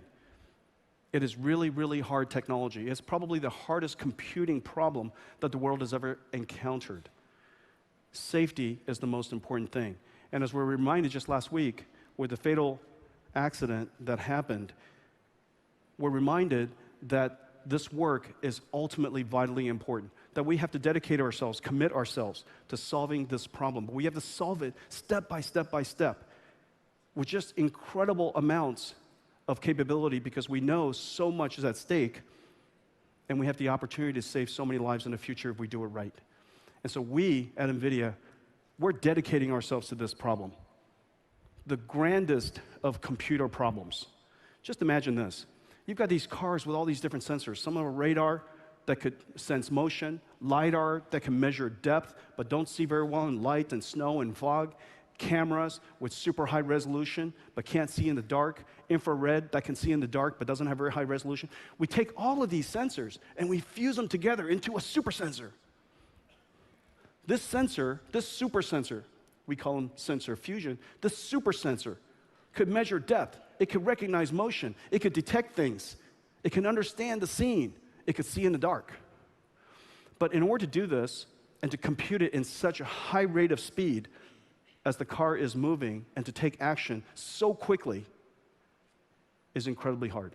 The algorithms, this entire system has never been created in totality, not even once. This system has not even been once created in totality. We're dedicating ourselves to solving this problem. This is the ultimate high-performance computing problem. This is the ultimate deep learning problem. This is the ultimate AI problem, and we think we can solve this. We think we can make it just an enormous contribution to this. And so it's a hard problem. The software is hard. The algorithms are hard. But it's also a safety problem, meaning these computers have to continue to operate well even when faults are detected. We have to be able to detect the faults when it happens, and we have to manage the faults, meaning continue to manage the car properly and safely even after we've detected the fault. The level of functional safety required to make this thing happen is just really, really high, a level that the computer industry has really not dedicated itself to understand, because this is something in the transportation industry, is something that is obviously very well understood in the airplane industry. We've dedicated our last 5 to 7 years to understand this entire system. And what NVIDIA is dedicating ourselves to do is to solve the problem from end to end. There are 4 basic pillars to what we do. There's collecting of data. These cars are collecting petabytes and petabytes of data. We take these data and we have, well, collecting of data. I'm going to come back to that. Training models. These models, of course, cars, road signs, people, bikes, trains, motorcycles, trees, hydrants, you name it. Roads, potholes, lanes, curbs. Things are all over the world. The world's very diverse. We have to train our neural network with extreme precision to do this. And then we have to simulate it. Simulation is going to be the foundation of success, and I'm going to talk about that in a second. And then lastly, drive it. Creating the driving computer, that's the computer that has the horsepower to compute everything in real time, energy efficient, like all of the energy efficiency comments and examples that I've shown you. Because ultimately, energy efficiency translates to battery life, and battery life translates to mileage, miles of operation, which for many car companies translates directly to their earnings. And so battery life matters. Battery life also allows us to put multiple redundant computers inside the system. The more energy efficient we are, the more computing systems we can put inside the car so that it could be redundant, diverse, and provide functional safety. We have to drive the car, the computer, the system software, and all the algorithms on top. We're building the end-to-end systems. First, let me talk to you about perception. In fact, you can almost piece together all of the work that I've talked about so far into this system. It's called the NVIDIA Perception Infrastructure. We are building a supercomputing infrastructure in our company. There's 660 petaflops of supercomputing horsepower already in our company. This is a giant data problem. I've already just said each one of these cards are collecting petabytes and petabytes of data every single week. And from that data, we label it in our data factory. We use all kinds of tools and AI tools and trained professionals to label each and every one of these images so carefully. And the reason for that is this.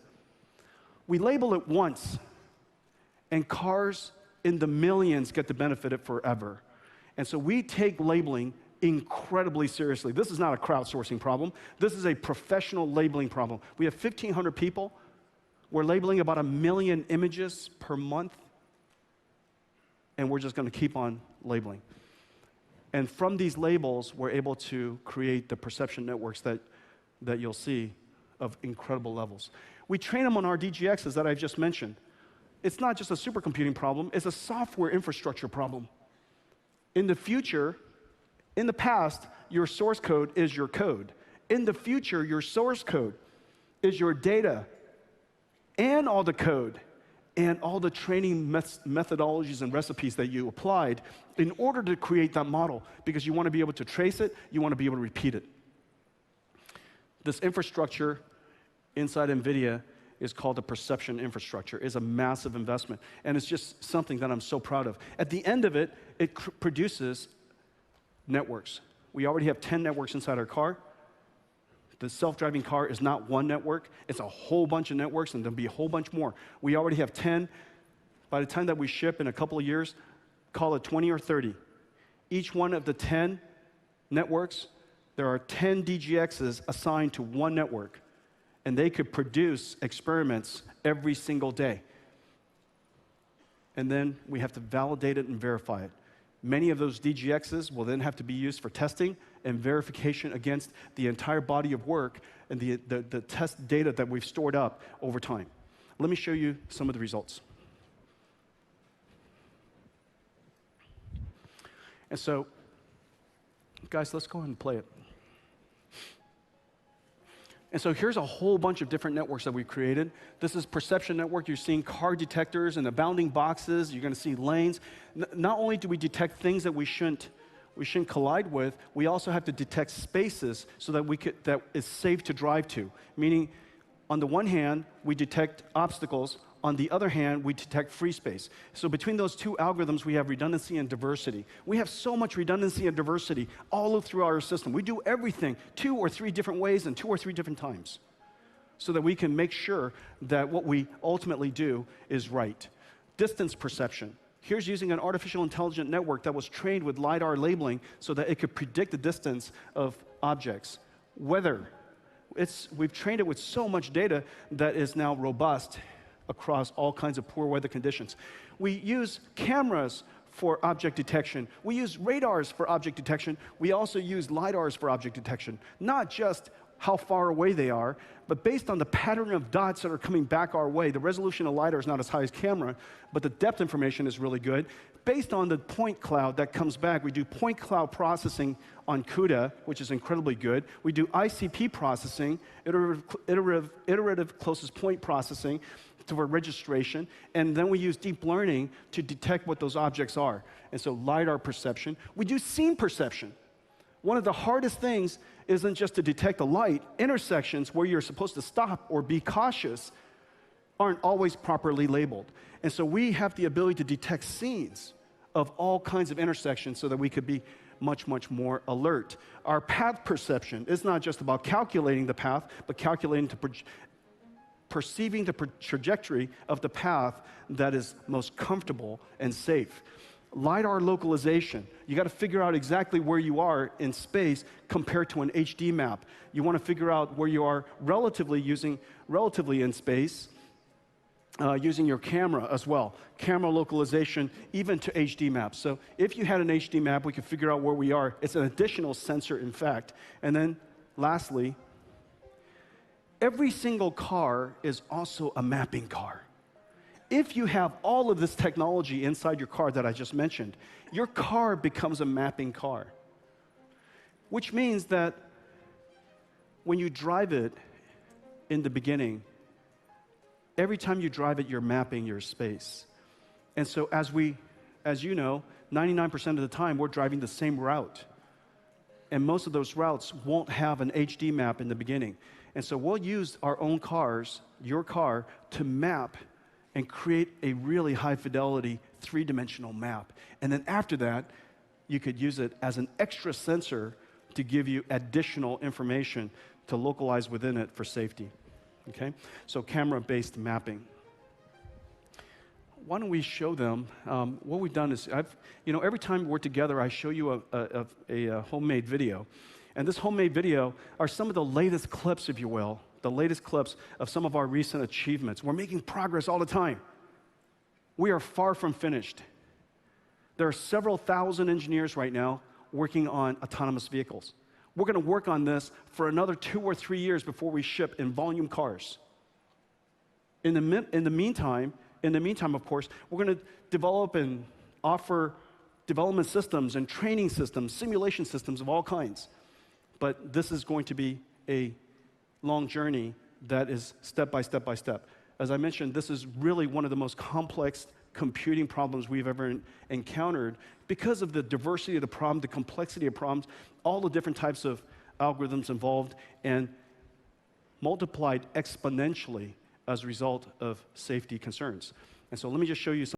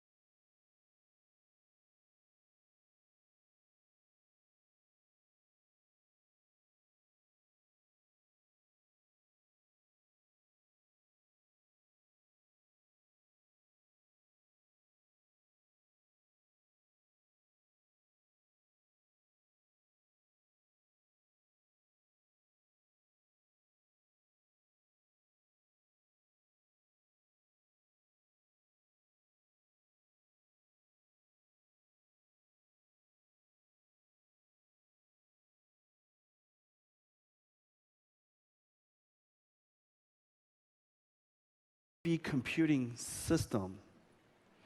And an AV computing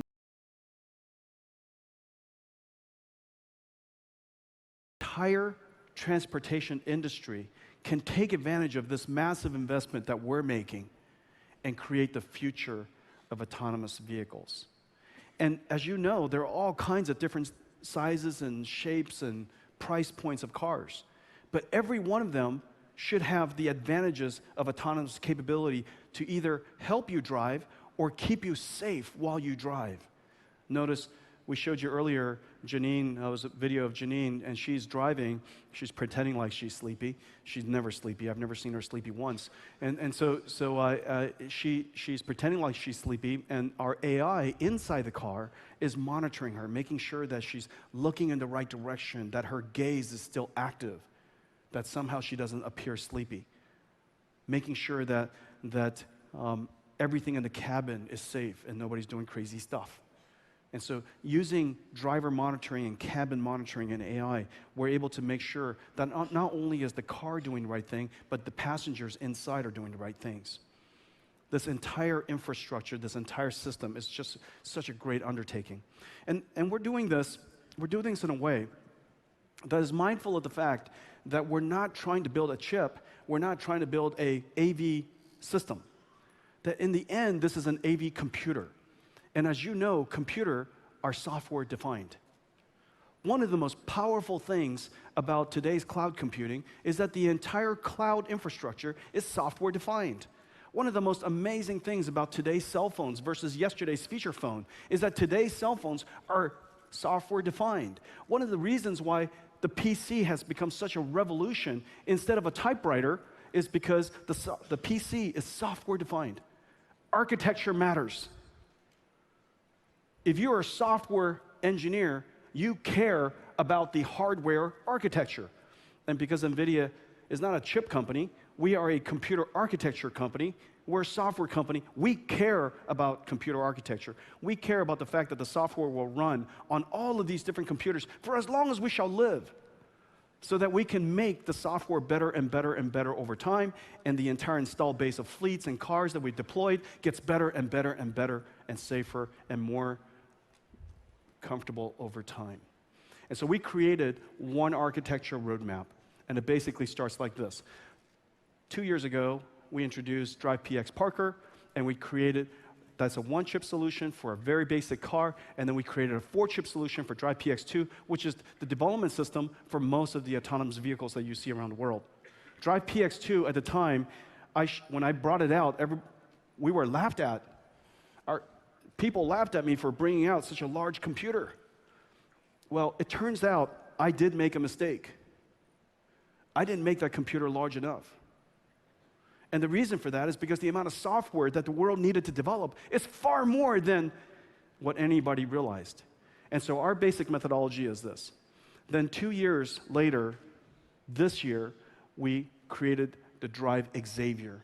Basically, we took 4 chips, the computational capability of those 4 chips in those 300 watts, and we shrunk it into one miracle chip. Xavier is the most complex SoC the world's ever created. It's great for high-performance computing, it's great for deep learning, it's great for computer vision, sensor fusion. It is the largest single chip we have ever made short of Volta. 9 billion transistors. Unbelievable amount of engineers worked on it. Xavier is now sampling. Then from Xavier, we created a 4-chip system. 2 Xaviers and 2 Voltas together. Another running at a very low temperature and voltage, another 300-watt computer emerged. And that 300-watt computer is being used in robot taxi and self-driving car system development all over the world. We're sampling both of them today. Both of them will be in production by the end of this year. Completely architectural compatible, auto grade to the extreme temperatures and operating conditions of a car. It is super energy efficient because battery life matters, redundancy matters, and it is also ASIL D. This is the first lineup of computers that NVIDIA has ever made that stands up to the highest standard of functional safety. ISO 26262, ASIL D is a rigor like you have never seen before. From process, because ASIL-D has only been done on small computers, not computers of this type, and not on a software stack of this complexity. This is just a gigantic investment on our part, but it's so important, and we've got to do this right. All of the engineers that are working on this, I want to thank you so much for doing this. Everything from the architecture to the design, the resilience, the redundancy, the diversity, even the documentation, so that it can ultimately be certified and traced all the way back if anything were to happen. Because 100% of all the IP and all of those chips were created here at NVIDIA. We have the ability to produce traceability for as long as we shall live. This is just a gigantic investment, and we take it so seriously. But we're not stopping here. Drive Pegasus, as powerful as it is, multiple of them are being used in self-driving cars, driverless cars. And the reason for that is because there's so many LiDARs, so many cameras, so many radars that are being deployed. So we're not stopping here. Our next generation is called Orin, and we're going to take basically those 8 chips, two Drive Pegasuses, and we're going to put it into a couple of Orins. Incredible amounts of computation in one little chip. And of course, with Orin, there will be discrete GPUs that we will continue to build. There are some code names I won't share with you today. I'll save some surprises for next time. It will create also an amazing processor for autonomous driving cars. Auto-grade, super energy efficient, fully ASIL-D, huge investment. NVIDIA's Drive roadmap.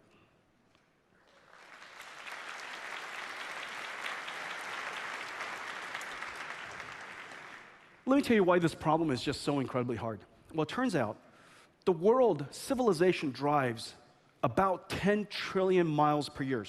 Okay, 10 trillion miles. Just you got to get that number in your head. It's 10 trillion miles. It's 1,000 billion. It was 10,000 billions.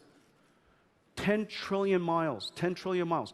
And in the United States, 770 accidents happen from 1 billion miles. 770 accidents happen from 1 billion miles. The safety work that has been done throughout the years in the United States has really reduced the amount of fatalities and accidents. And yet, it would take you driving 1 billion miles, society driving 1 billion miles in the United States to produce 770 accidents. And so the question that you have to ask yourself is, how confident are you when your fleet of test cars of 20 over 1 year has driven about 1 million miles? It takes 20 cars driving test drive all year long to test drive 1 million miles. And yet it takes 1 billion miles to have experienced 770 accidents. And we're trying to build a system that is better than humans at driving. And so clearly the amount of coverage, scenario coverage and miles coverage, is just not possible in real life. And this is where NVIDIA's skill can really shine. We know how to build virtual reality worlds. And so we imagine this, that in the future, there'll be thousands of these virtual reality worlds with thousands of different scenarios running at the same time. And our AI car is navigating itself and driving and testing itself in all of these virtual reality worlds. And if any of those tests were to fail, it would send us an email. We would jump into it in virtual reality and figure out what's going on. You guys see that? So we have all these virtual reality worlds. Well, let me show it to you today. Mark? So what we're going to show you is this. This is a virtual reality simulator. And before you start, this is the front view, your side mirrors, and your rear view mirror. Okay? Go ahead, Mark. Hey, Mark, how's it going? Hey, good, Jensen. One of NVIDIA's veterans. Thank you. Well, let's start this thing. We're generating our world. We're running 4 simultaneous cameras, as you mentioned.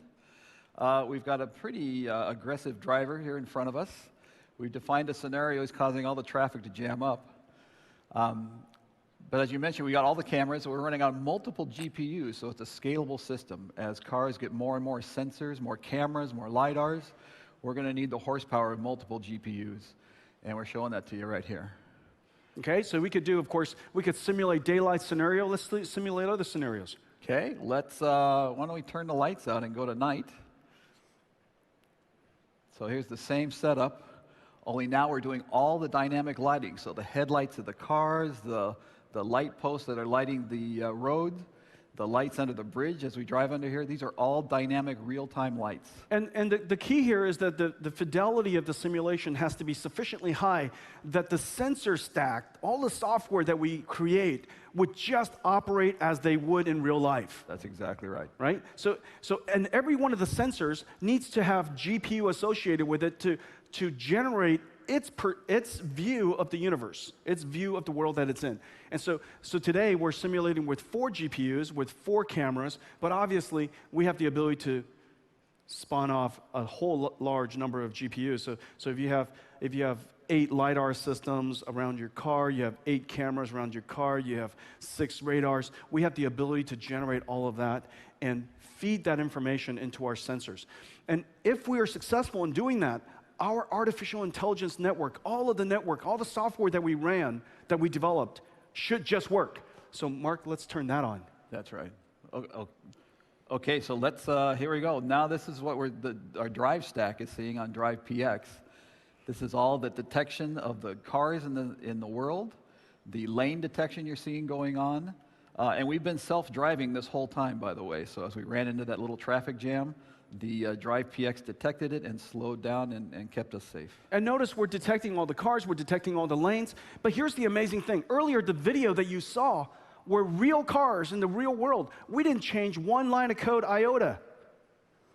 The code is exactly the same code that was developed by the engineers. We, of course, copied it over send it over to this data center, and it's running on exactly the same Drive PX, Drive Xavier, and Drive Pegasus computer that we would drive in the car.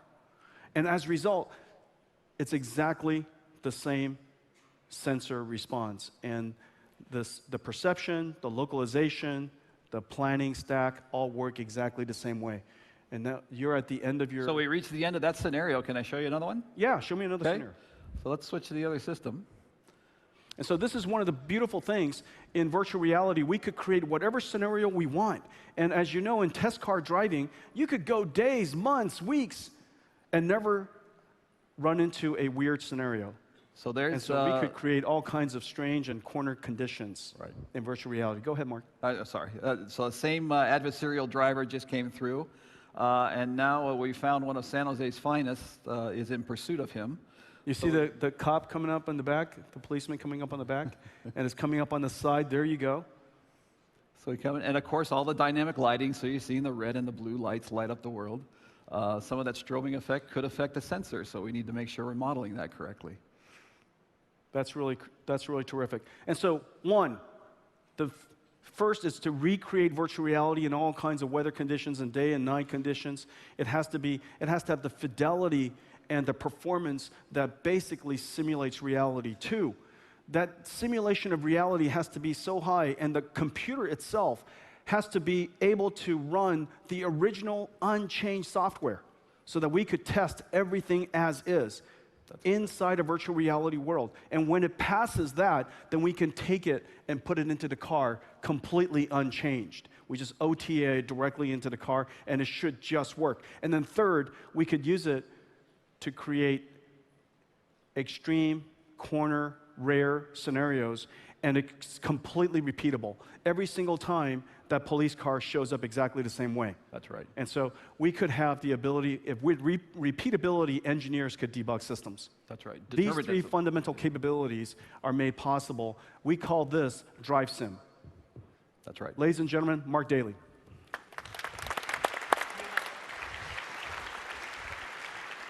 And so Drive Sim, just imagine the amount of technology that has been brought to bear. Drive Sim, the simulator, but most importantly, the computer inside it and all the driving stacks. And so you got the image generator. This image generator is generating the world. Now, this image generator, in the context of a video game, this image generator is a gaming PC, and the person that would be driving the car would be a person driving the racing simulator.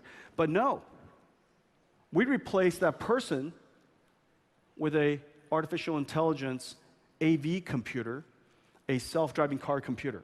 Inside the self-driving car computer is the drive Xavier and the drive Pegasus. And they're connected.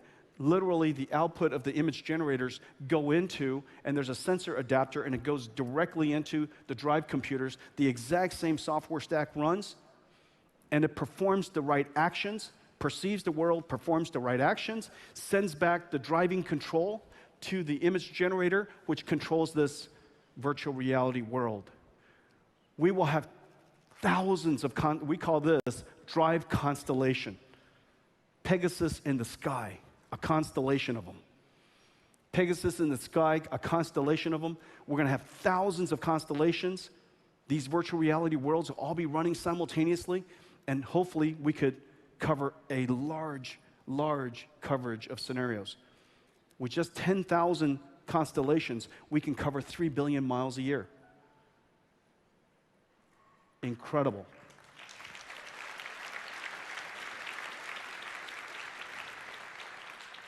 So, ladies and gentlemen, this is the NVIDIA Drive Sim and our constellation, and it is how we're going to bridge the gap between actual test driving and the trillions of miles and the billions of miles that we need to experience over time.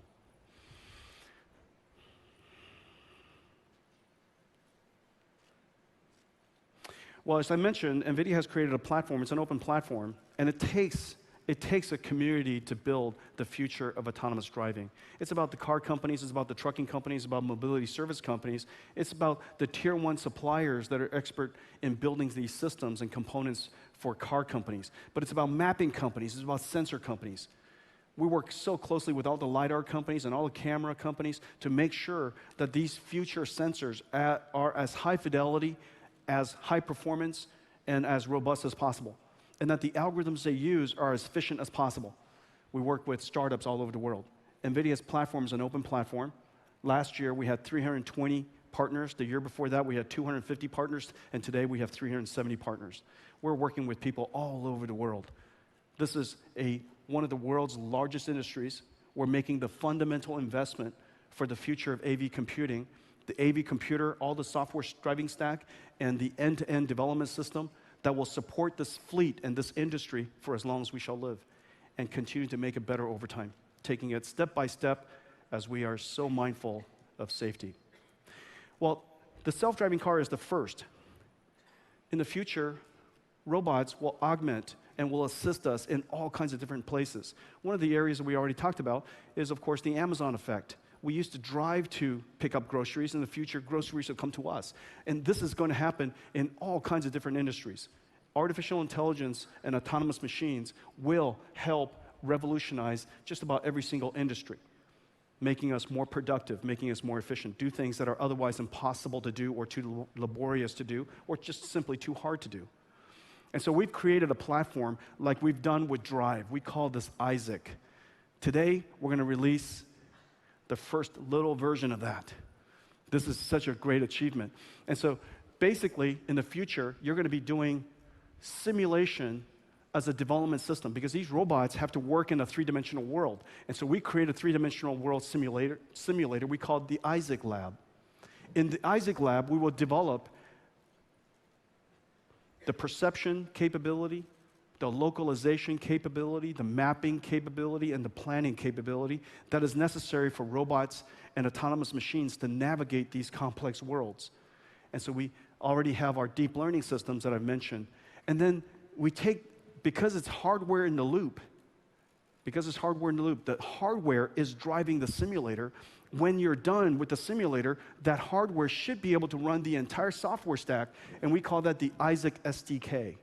The Isaac SDK running on top of our little computer we call Jetson, we can deploy that. We made a quick little video for you. All you have to do is come to this website, and we'll take and let us know if you're interested, and we'll get you going on an Isaac SDK. So, ladies and gentlemen, this is the Isaac Robotics platform ready to come to the world.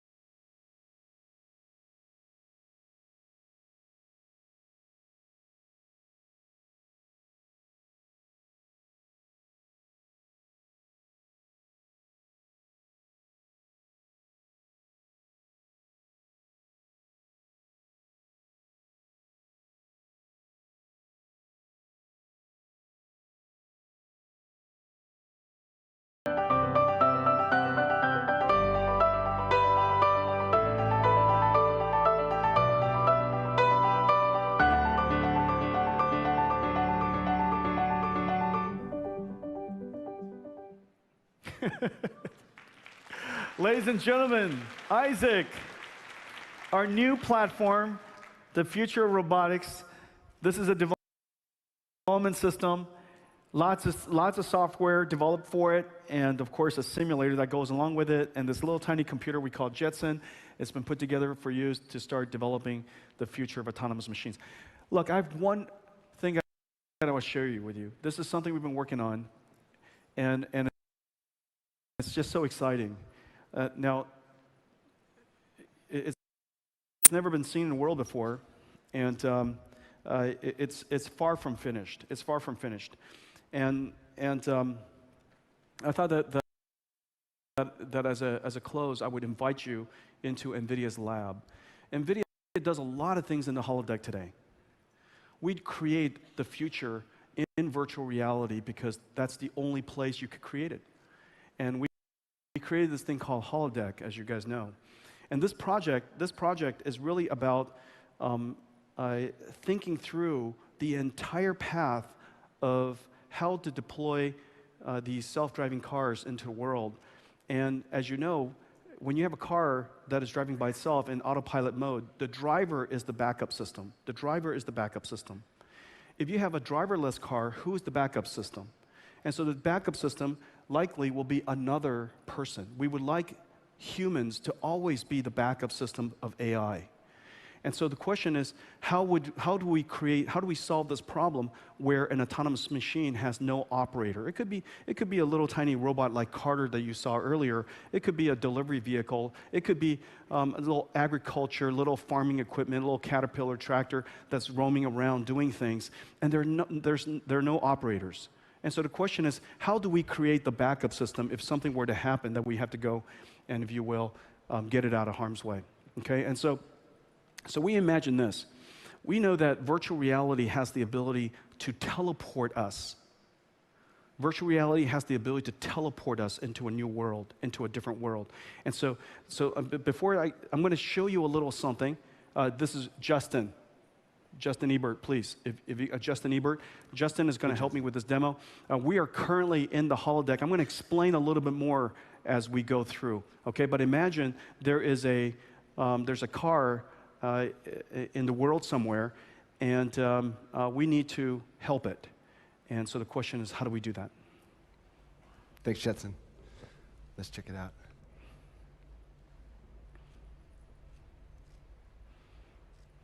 So we're in holodeck.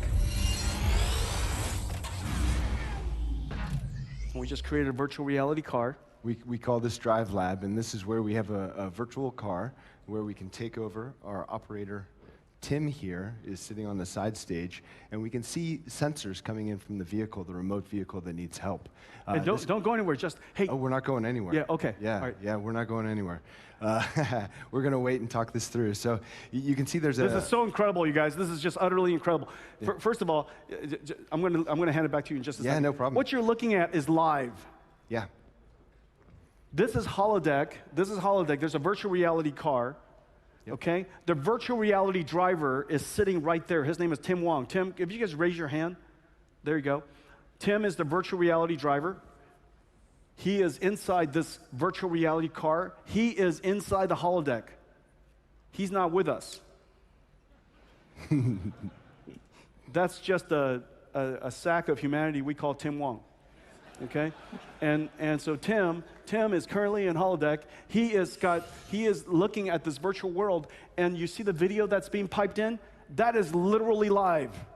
That is live right now. Okay? All right, Justin, take it away. Yeah, no problem. So yeah, as Jetson said, this is actually out back here and in a private area. And let's bring in Tim, so we can show him taking over inside this vehicle here, and let's show that he has control over the car as well. So there's the real car out there. And so Tim, you can turn the steering wheel a little bit. We can see that we've got. Oh, come on, cut it out. Come on, that's fun. Yeah, so he engaged. Are you guys putting this in your head right now? There's Tim in reality, but he's inside virtual reality, controlling a car that's in reality, but it's not here. Are you guys following me? Okay. It's like 3 layers of inception right now. The mind clearly exploded. We've engaged remote drive, you can see, so he knows he has control. I still remember when we were talking about this, creating this, the people that were explaining to, we got to build this thing. I was like, okay, explain it to me one more time. Yeah, you can't understand until you see it. Then it all makes sense. Okay, so I think we've seen this. Let's take a look from Tim's perspective for a second here, and we can have him take off and actually drive the car. As you can see, he's blocked. There's a vehicle here that's doing some unloading, and Tim, look down just a little bit so we can see your perspective, and he can now operate this vehicle around this obstacle and maybe take it to a safe spot in a parking lot for us. And hopefully all. So we're doing this really slowly and safely in a cordoned off area here, and he's going to try to turn off into the parking lot. Now you can see a little bit on the left here. Tim's view is Tim way is in broader. there, guys. There's Tim right there, the invisible man. And Tim's view is very broad. He can see all 3 screens and get a full perspective of everything that's going on in the car. In the future, we can represent all kinds of LiDAR systems and everything, slowly. So, yeah, maybe we could take a look there. Look at him. Yeah. There he goes. Go, Tim. There's the team racing after the car there. And let's see if we you know, what Tim is experiencing right now, he's sitting inside the car, and he feels like he's inside the car, and he feels the car around him. And that's why he's able to, look at that, he parked in a parking space. Nice job, Tim. Hey, guys, thank you. Thank you. You guys are amazing. Thanks, guys. Ladies and gentlemen, what do we call this? I have no idea. Yeah, that's right. We call this amazing. So, guys, I'm so proud of you. This is such incredible work, and this is such important work. And as we know, one of the amazing capabilities of the future of autonomous machines is we can go somewhere that we otherwise can't. We could be fixing something.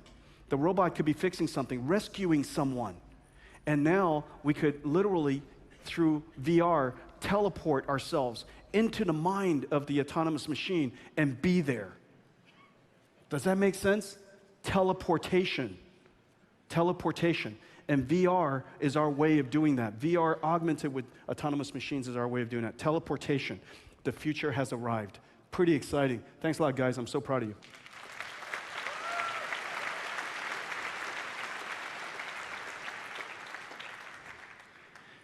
Okay, we covered a lot of stuff today. We talked about a brand new, a revolutionary computer graphics technology we call RTX, our dream come true. After all of these years, from architecture to algorithm to AI to integration into all of the APIs in the world and the tools around the world, we have introduced real-time ray tracing to the world finally. We call it NVIDIA Rtx, and it will run on a revolutionary workstation called the Quadro GV100 with 32 gigabytes. We also announced our brand new NVIDIA AI platform, all of the new updates from the largest GPU in the world, $1.5 million of value, all for my friends for $399,000. And NVIDIA's DGX2, 2 petaflops of computing, incredible amounts of memory, 512 gigabytes of HBM2. Tensor Rt and integration, deep integration into TensorFlow and Caldi has expanded our ability to reach the hyperscale workflows around the world. In aggregate, speeding it up by 100x, which allows us to enable people to buy more GPUs and save more money. And not only that, we made it easy to deploy. Kubernetes is now on NVIDIA GPUs. Kubernetes on NVIDIA GPUs. Just really, really exciting. And don't forget, what makes Tensor Rt such an incredible achievement and what inference is so hard is because of one word. You guys know that word? Plaster, that's right. And so, what a great audience. What a great audience. And then lastly, in our driving stack, we introduced our one architecture. We'll be in production by the end of this year with our first full ASIL-D, full driving computer called Xavier and Pegasus, and the next generation called Orin. But one of the most important things we can imagine doing is to create a simulation environment so that the automotive industry can cover the gap between 1 million cars, 1 million miles, and 1 trillion miles. That level of that many orders of magnitudes of difference in coverage has to be covered in some clever way, and we call that Drive Sim. Running on our server, we call Drive Constellation. And we introduced 2 new platforms. I'm going to talk about more and more and more every single year so that we can engage these new industries. One of them is Isaac, our robotics platform, and Clara, our medical imaging supercomputing platform. Ladies and gentlemen, it's great having all of you here. Thanks for your support, and have a great GTC.